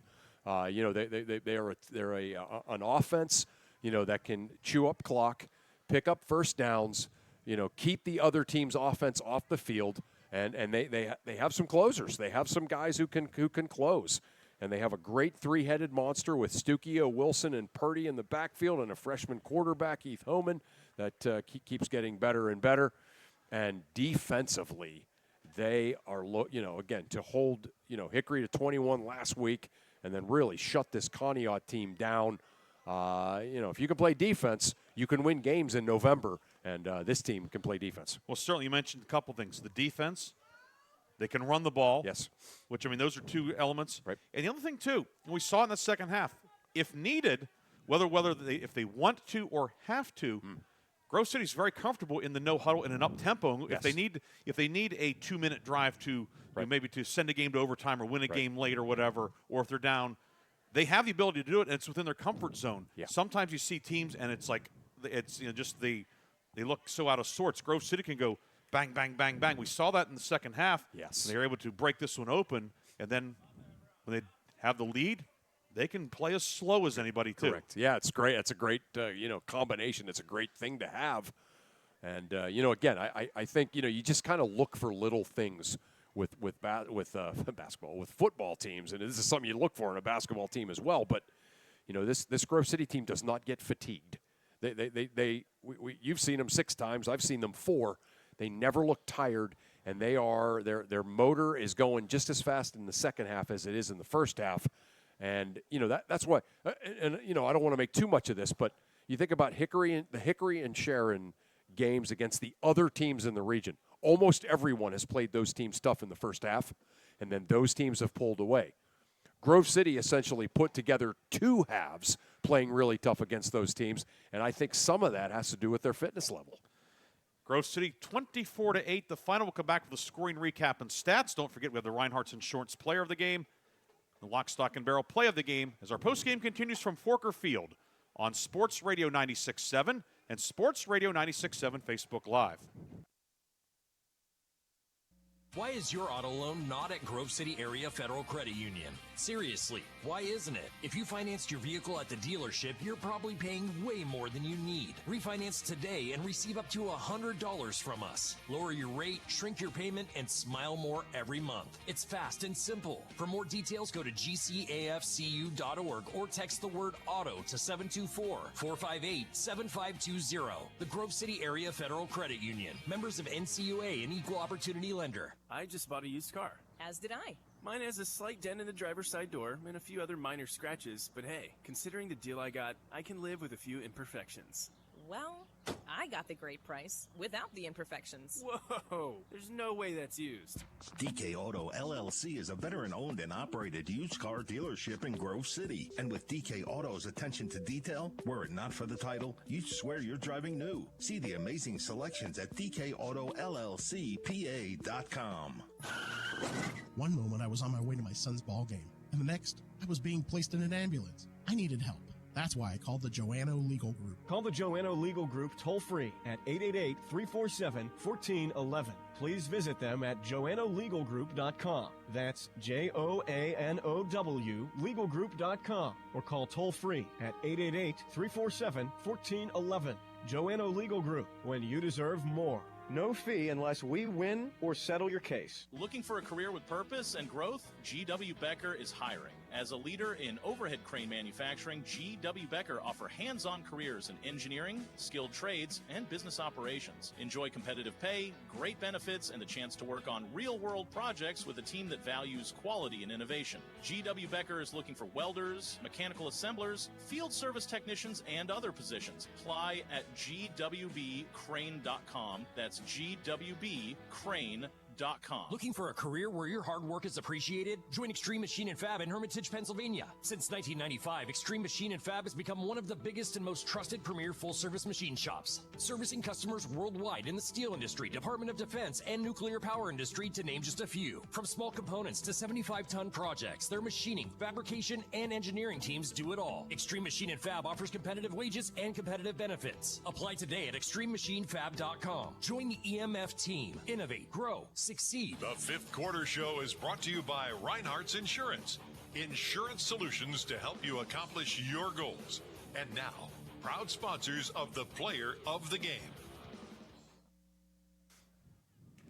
Welcome back to Grove City's Forker Field. 24-8, the Eagles defeat Conneaut. Grove City head coach Sam Mowry, interviewed by local scribe Corey Corbin down on the field. We'll see if we can get Coach Mowry up here in a few moments, but 24-8 the final. We want to go scoring first? We want to do our play of the game. What do you think, Chris? Let's go play of the game. All right, let's do that. We will go with that. Our Lock, Stock, and Barrel play of the game, brought to you by Lock, Stock, and Barrel in Sharpsville. Tonight, we go with a play that really broke things open. It came at 7:10 of the third quarter. 3rd and 13 for Grove City from its own 13. Jonah Stucchio, 87-yard catch and run on a screen pass from Heath Homan. Took a 10-0 game and made it 17-0. Yeah. What a play call. Yes. Good pass from Homan. Stucchio out in the open. Nobody was catching him. Yeah, that was crazy fast. I mean, we know Stucchio can fly, but he very seldom has a chance to show it in the open field like that. Yeah, he caught it out there and then just was all of a sudden 30 yards past everybody. Tonight's Lock, Stock, and Barrel play of the game is Jonah Stucchio's 87-yard catch and run from Heath Homan in the third quarter. That is the Lock, Stock, and Barrel play of the game. That'll be entered into our Lock, Stock, and Barrel play of the year competition. At the end of the season, we will recognize one of our plays of the game as the Lock, Stock, and Barrel play of the year. The play of the year's football program will receive a cash donation courtesy of Lock, Stock, and Barrel in Sharpsville. So congratulations to Heath Homan and Jonah Stucchio. Their 87-yard connection in the third quarter is tonight's Lock, Stock, and Barrel play of the game. And now for the scoring recap. We gave you one of the scores in this game, but we will come out with the scoring summary. There was no scoring in the first quarter, and Grove City was able to get the lead. Stucchio kicked a 23-yard field goal with 10:27 to go in the first half, capping a 21-play, 88-yard drive that used 8:37 Conneaut defense, forcing Grove City to kick. But Stucchio's 23-yarder made it 3-0. The lead grew to 10-0 at 5:23 the second quarter. Jackson Wilson, a 1-yard touchdown run, capping an 8-play, 55-yard drive. Lucas Kelly with the PAT, and Grove City had a 10-0 lead. That was our score at halftime. And then in the third quarter, Grove City adding to the lead, the Stucchio 87-yard catch and run from Heath Homan to make it 16-0. Kelly's extra point made it 17. Gavin Purdy, a 2-yard run in the fourth quarter, a 13-play, 95-yard drive. So Grove City tonight, a 21-play, 88-yard drive, 13-play, 95-yard drive. And the Eagles had a 24-0 lead with 10:16 to go. Conneaut gets on the board with 49 seconds left. Aiden Ford scores on a 6-yard pass from Mason Stone. Stone ran it in from 2 yards out to make it 24-8. Conneaut tried an onside kick. Grove City's Jimmy Cooper recovered it, and the Eagles get the win by a final of 24-8. The stats story in this one, Grove City tonight, 130 rushing yards, 203 passing yards, 333 yards on 62 plays, 16 first downs for Grove City. For Conneaut, 2 rushing yards, 91 passing yards. Conneaut, 93 yards on 45 plays. Conneaut with 7 first downs tonight. Individually for Grove City, Heath Homan, 11 of 15, 203 yards, a touchdown, and an interception. Gavin Purdy, 0 of 1 passing. Jackson Wilson, 26 carries, 94 yards, and a touchdown. Stuckio, 5 carries, 30 yards. Purdy ran it 9 times for 27. DJ Bones ran it once for 5 yards. Heath Homan, 2 carries for -6 as he was sacked once tonight. Receiving, Austin Goethe, season-high 5 catches for 44 yards. Jonas Stuckio, 3 receptions for 127. Peyton Miller getting the start at receiver tonight. He had 1 catch for 25 yards. Charlie Miller, 1 catch for 9. Wilson, 1 catch. It went for -2 yards. On the Conneaut side, Mason Stone, 13 of 20 for 91 yards and a touchdown. Wyatt Luke attempted 1 pass. It was incomplete. Chance Meter led Conneaut in rushing, 11 carries, 35 yards. Alex Pascors, 5 catches for 25 yards. Aiden Ford, 3 for 25. Braden Feeney, 2 catches, 22 yards. Wyatt Luke, 2 receptions for 18. Chance Meter, 1 catch for 1 yard. Each team with 7 penalties tonight. Conneaut went for 60 yards. Grove City, 7 flags for 50 yards. Grove City ends up with a slight edge in time of possession, 25-34 to 22-36. Maybe the key stat in the game. Grove City, 10 of 15 on 3rd down. Conneaut, 2 of 11. Yeah, that's the key stat of the game right there. Yeah, there's no doubt about it. Grove City, even though they didn't have a huge edge in time of possession, I guess this isn't a statistic, but like if you say quality time of possession, they had the most, right? And, so they were just able to get Conneaut off the field, and they were able to stay on the field for first downs themselves. For Conneaut, Mason Welchek with a sack. Johnny Sandow recovered a fumble. Dustin Harper with an interception. Nick Veneri and Drew Dygert each blocked punts for Conneaut. Your final tonight, 24-8, Grove City over Conneaut. We'll take our final break. We'll come back with the Reinhardt's Insurance Player of the Game as the postgame continues from Grove City's Forker Field on Sports Radio 96.7.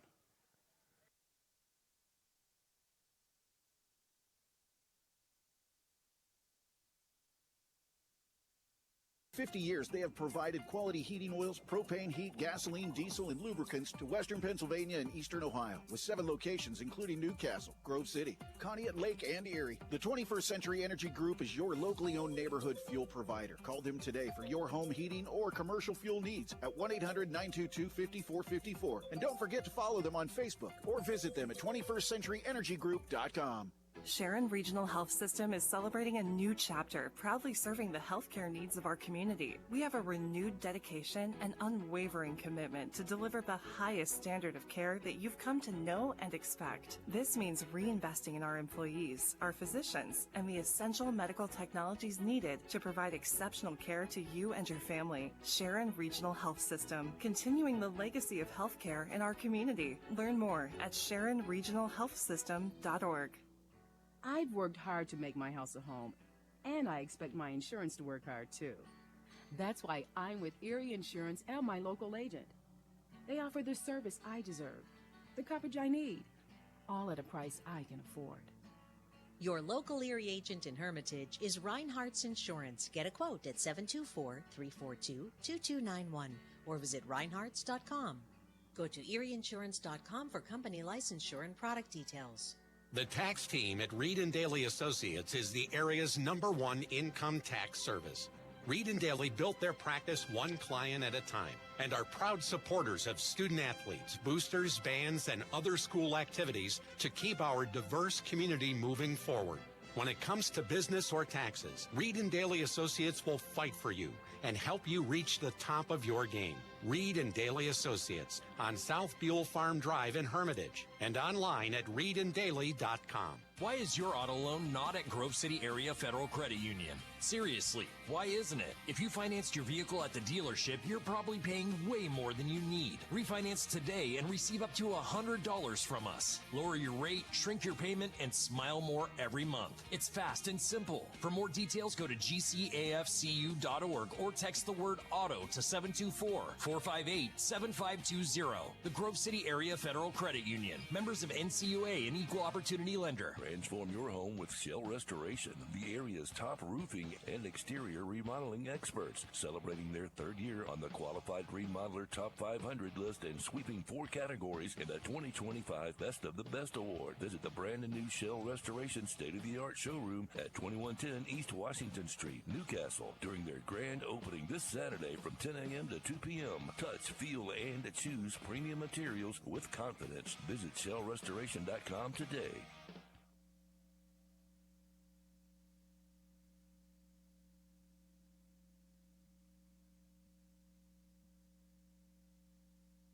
The Fifth Quarter Show is brought to you by Reinhardt's Insurance. Insurance solutions to help you accomplish your goals. And now, proud sponsors of the Player of the Game. We are back one final time here at Forker Field. One final time. Yeah, echo. Forgot to hit the wrong button, but that's okay. 24-8, your final Grove City with the victory over the Conneaut Eagles. Ryan Briggs, Chris Burtch with you tonight. Time now for our Reinhardt's Insurance Player of the Game, brought to you by Reinhardt's Insurance. And tonight, certainly a number of candidates for Grove City. Jackson Wilson, 94 yards rushing and a touchdown. Heath Homan, 11 of 15, 203 yards. Yeah. Another quality night for him. How about Austin Goethe, season-high 5 catches. The line play up front on both sides. Guys like Bones and Heckathorn, Tanner Mung, a couple tackles for loss. But tonight, on a senior night, we honor a senior, Jonah Stucchio. 3 catches, 127 yards, 5 carries, 30 yards. Also kicked a 23-yard field goal that got Grove City on the board, which was certainly in a game that was scoreless for a good while. Was a key play. Jonah Stucchio emerging from a thick field of contenders. He is tonight's Reinhardt's Insurance Player of the Game. Yeah, he just seemed to kind of run with an extra bit of juice, an extra bit of passion tonight. Had the the big play that broke the game open, and just kind of consistently made plays all through the night. So yeah, Jonah Stucchio, a terrific player of the game for us, Briggsy. Jonah Stucchio is the Reinhardt's Insurance Player of the Game. And like all of our players of the game, he has received a customized T-shirt courtesy of the Laundryman in Hermitage. So congratulations to Jonas Stucchio of Grove City. 157 yards from scrimmage, 3 catches, 127 yards, including the 87-yarder that gave Grove City a 17-0 lead in the third quarter. He is the Reinhardt's Insurance Player of the Game. That award, as well as the Lock, Stock, and Barrel Play of the Game, powered by Landmark Information Services. Grove City a winner, 24-8 tonight. And tell you what, we are going to call it a night here because we're going to have bonus coverage of Hickory and Slippery Rock. For those of you on the Facebook side, we're going to get Sam Mowry up here in a few minutes to join us. But on the radio side, we're going to break away. Art Shannon has ready to push the button. I want to thank the folks here at Grove City, Brendan Smith, Casey Young, Bobby Thorne, Dal Meisenhelder in the press box, our camera operator, Izzy Gamble. Chris, I don't know what we're doing next week, but we may be somewhere. But week 10. For week 10, but this was fun tonight, and now we're going to listen to Hickory Slippery Rock like everybody else. All right.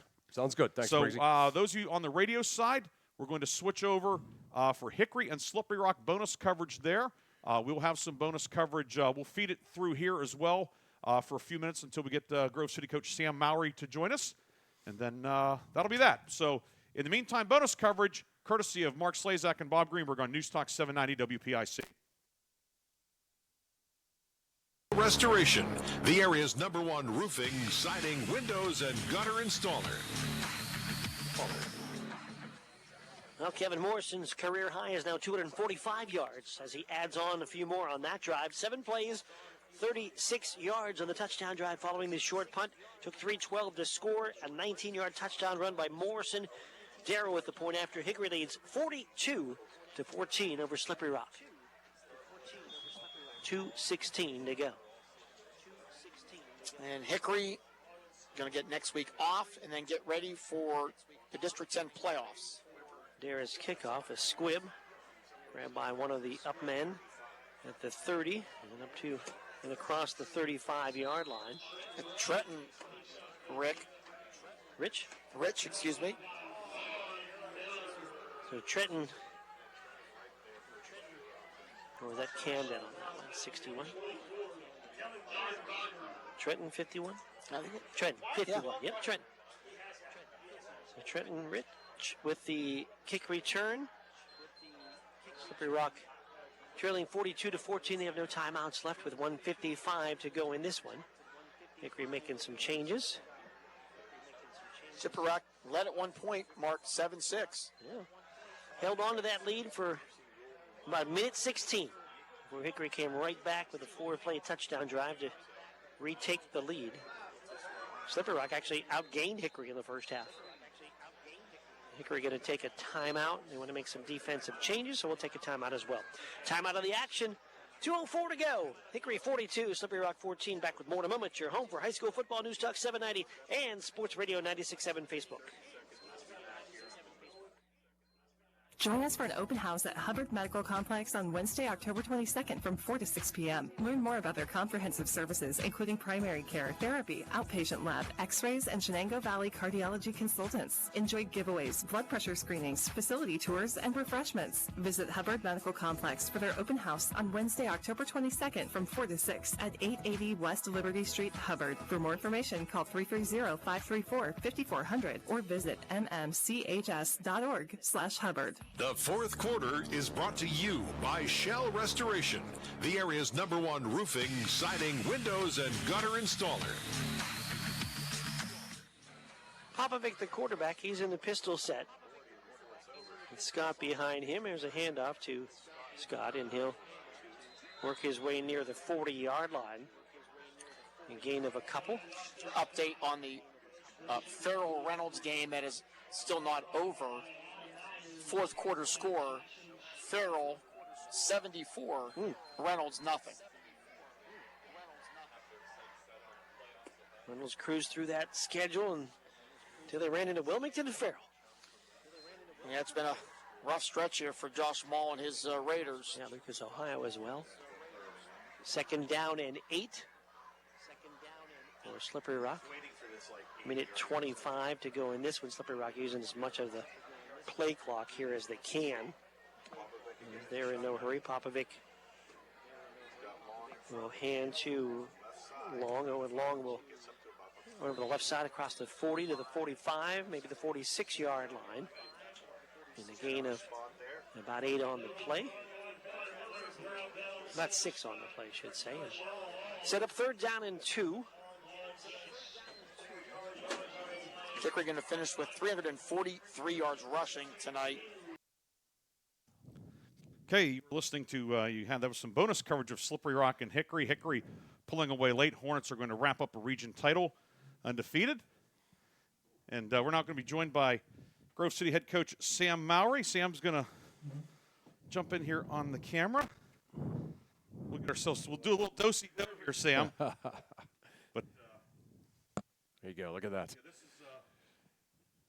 Still this is more jazz than symphony. But we'll bring Coach Mowry in. Congratulations, a hard-fought win tonight. You've got to be very pleased with the effort of the boys, especially defensively tonight. Right. Obviously, a special night and senior night, and you want to make sure you do all that you can to go out with some great memories for the seniors. And we thought defensively tonight, the boys just played a great job. Making plays on the field, and whoops, sorry. No, that was my fault. There you go, Chris. Offensively, we thought we did a good job at times. Some things we can clean up execution-wise, but tonight was about the seniors, and we're just so proud that how far they've come and the memories that they've given us, and they have a great one to end on. Talk about how far they've come. This team has come a long way since August 22nd. An opening night loss to Northeast, and I'm sure, I know people in the community, people in the area thinking, might be a long year for Grove City, but you came back the next week, got a win at Fairview, and then even the last 3 weeks, which ended up in the L column, but there was a lot to take out of those. It seems like your team has come just light years, each player individually and the collective.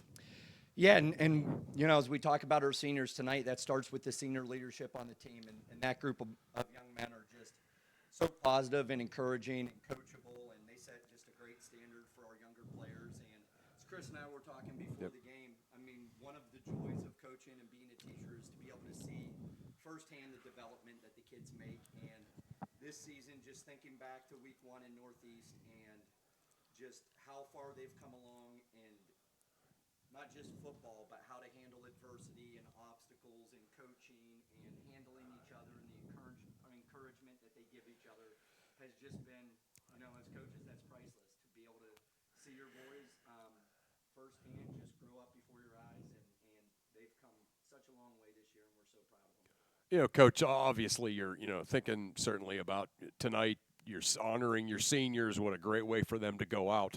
But, the way you guys have played the last couple of weeks and then tonight, when you think about, how you win games in the playoffs, your team has been able to, get first downs, keep the offense on the field, put together long, time-consuming drives, and get off the field on defense when the other team has a third down. And, you think about all of a sudden what that being the identity of your team really as you've kind of rounded towards the end here with this bye weekend into the playoffs. That's got to feel pretty good that you got some things like that to build on. Right. I mean, sometimes the best defense is offense Yes. that can move the chains, and we saw that in the Sharon game. We were able to keep their offense off the field for, a majority of the second half, and we saw it last Thursday night at Hickory. And the offense, it's not always the prettiest thing, but that's the name of the game is being able to stay on the field and move the chains. And our coaches, Coach Letty, Coach Gamble, Coach Warner, have just done a great job of continuing to develop the offense. And we have some young players in spots, but we have some older junior and senior leadership in spots. And they've sort of guided the ship there, and they've done a great job. And defensively, again, just from week one to this week, you can just see the belief in the kids and the confidence continue to grow. And we've seen all types of different offenses, and they're starting to get a hang of, once it gets to Friday night, there honestly isn't a lot of coaching from us. Right. They're making a lot of adjustments on the field from things that they've seen in the past, and they're able to sort of run that ship on their own. And, defensive line, they've done a great job. In an odd front, you have to make sure that you control the defensive line and you're eating up blocks. And the multiple guys we play down there have done great.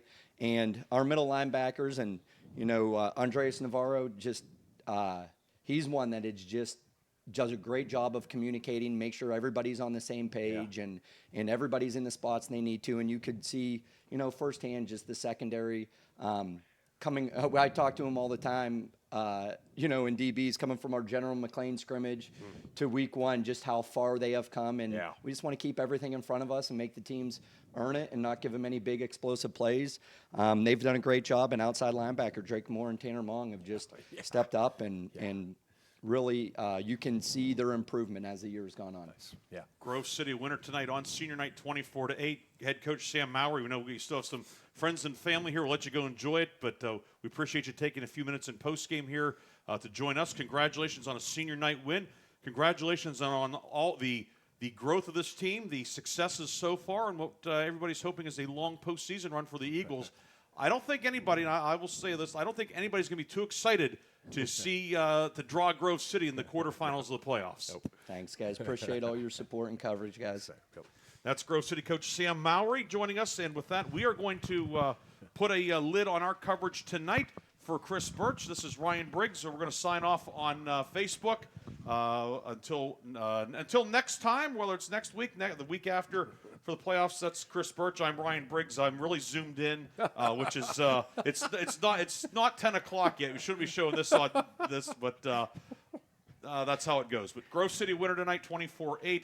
Reinhardt's Insurance Player of the Game, Jonah Stucchio. Lock, Stock, and Barrel Play of the Game, Jonah Stucchio's 87-yard catch and run on a third down screen pass from Heath Homan. Those awards powered by Landmark Information Services. Warner's Homes and Improvements fifth quarter scoreboard show coming up on Sports Radio 96.7 and 790 WPIC with Art Shannon and Aaron Byro. Have a great night. Thanks for listening and watching. We'll talk to you next time here on Sports Radio 96.7 Facebook Live.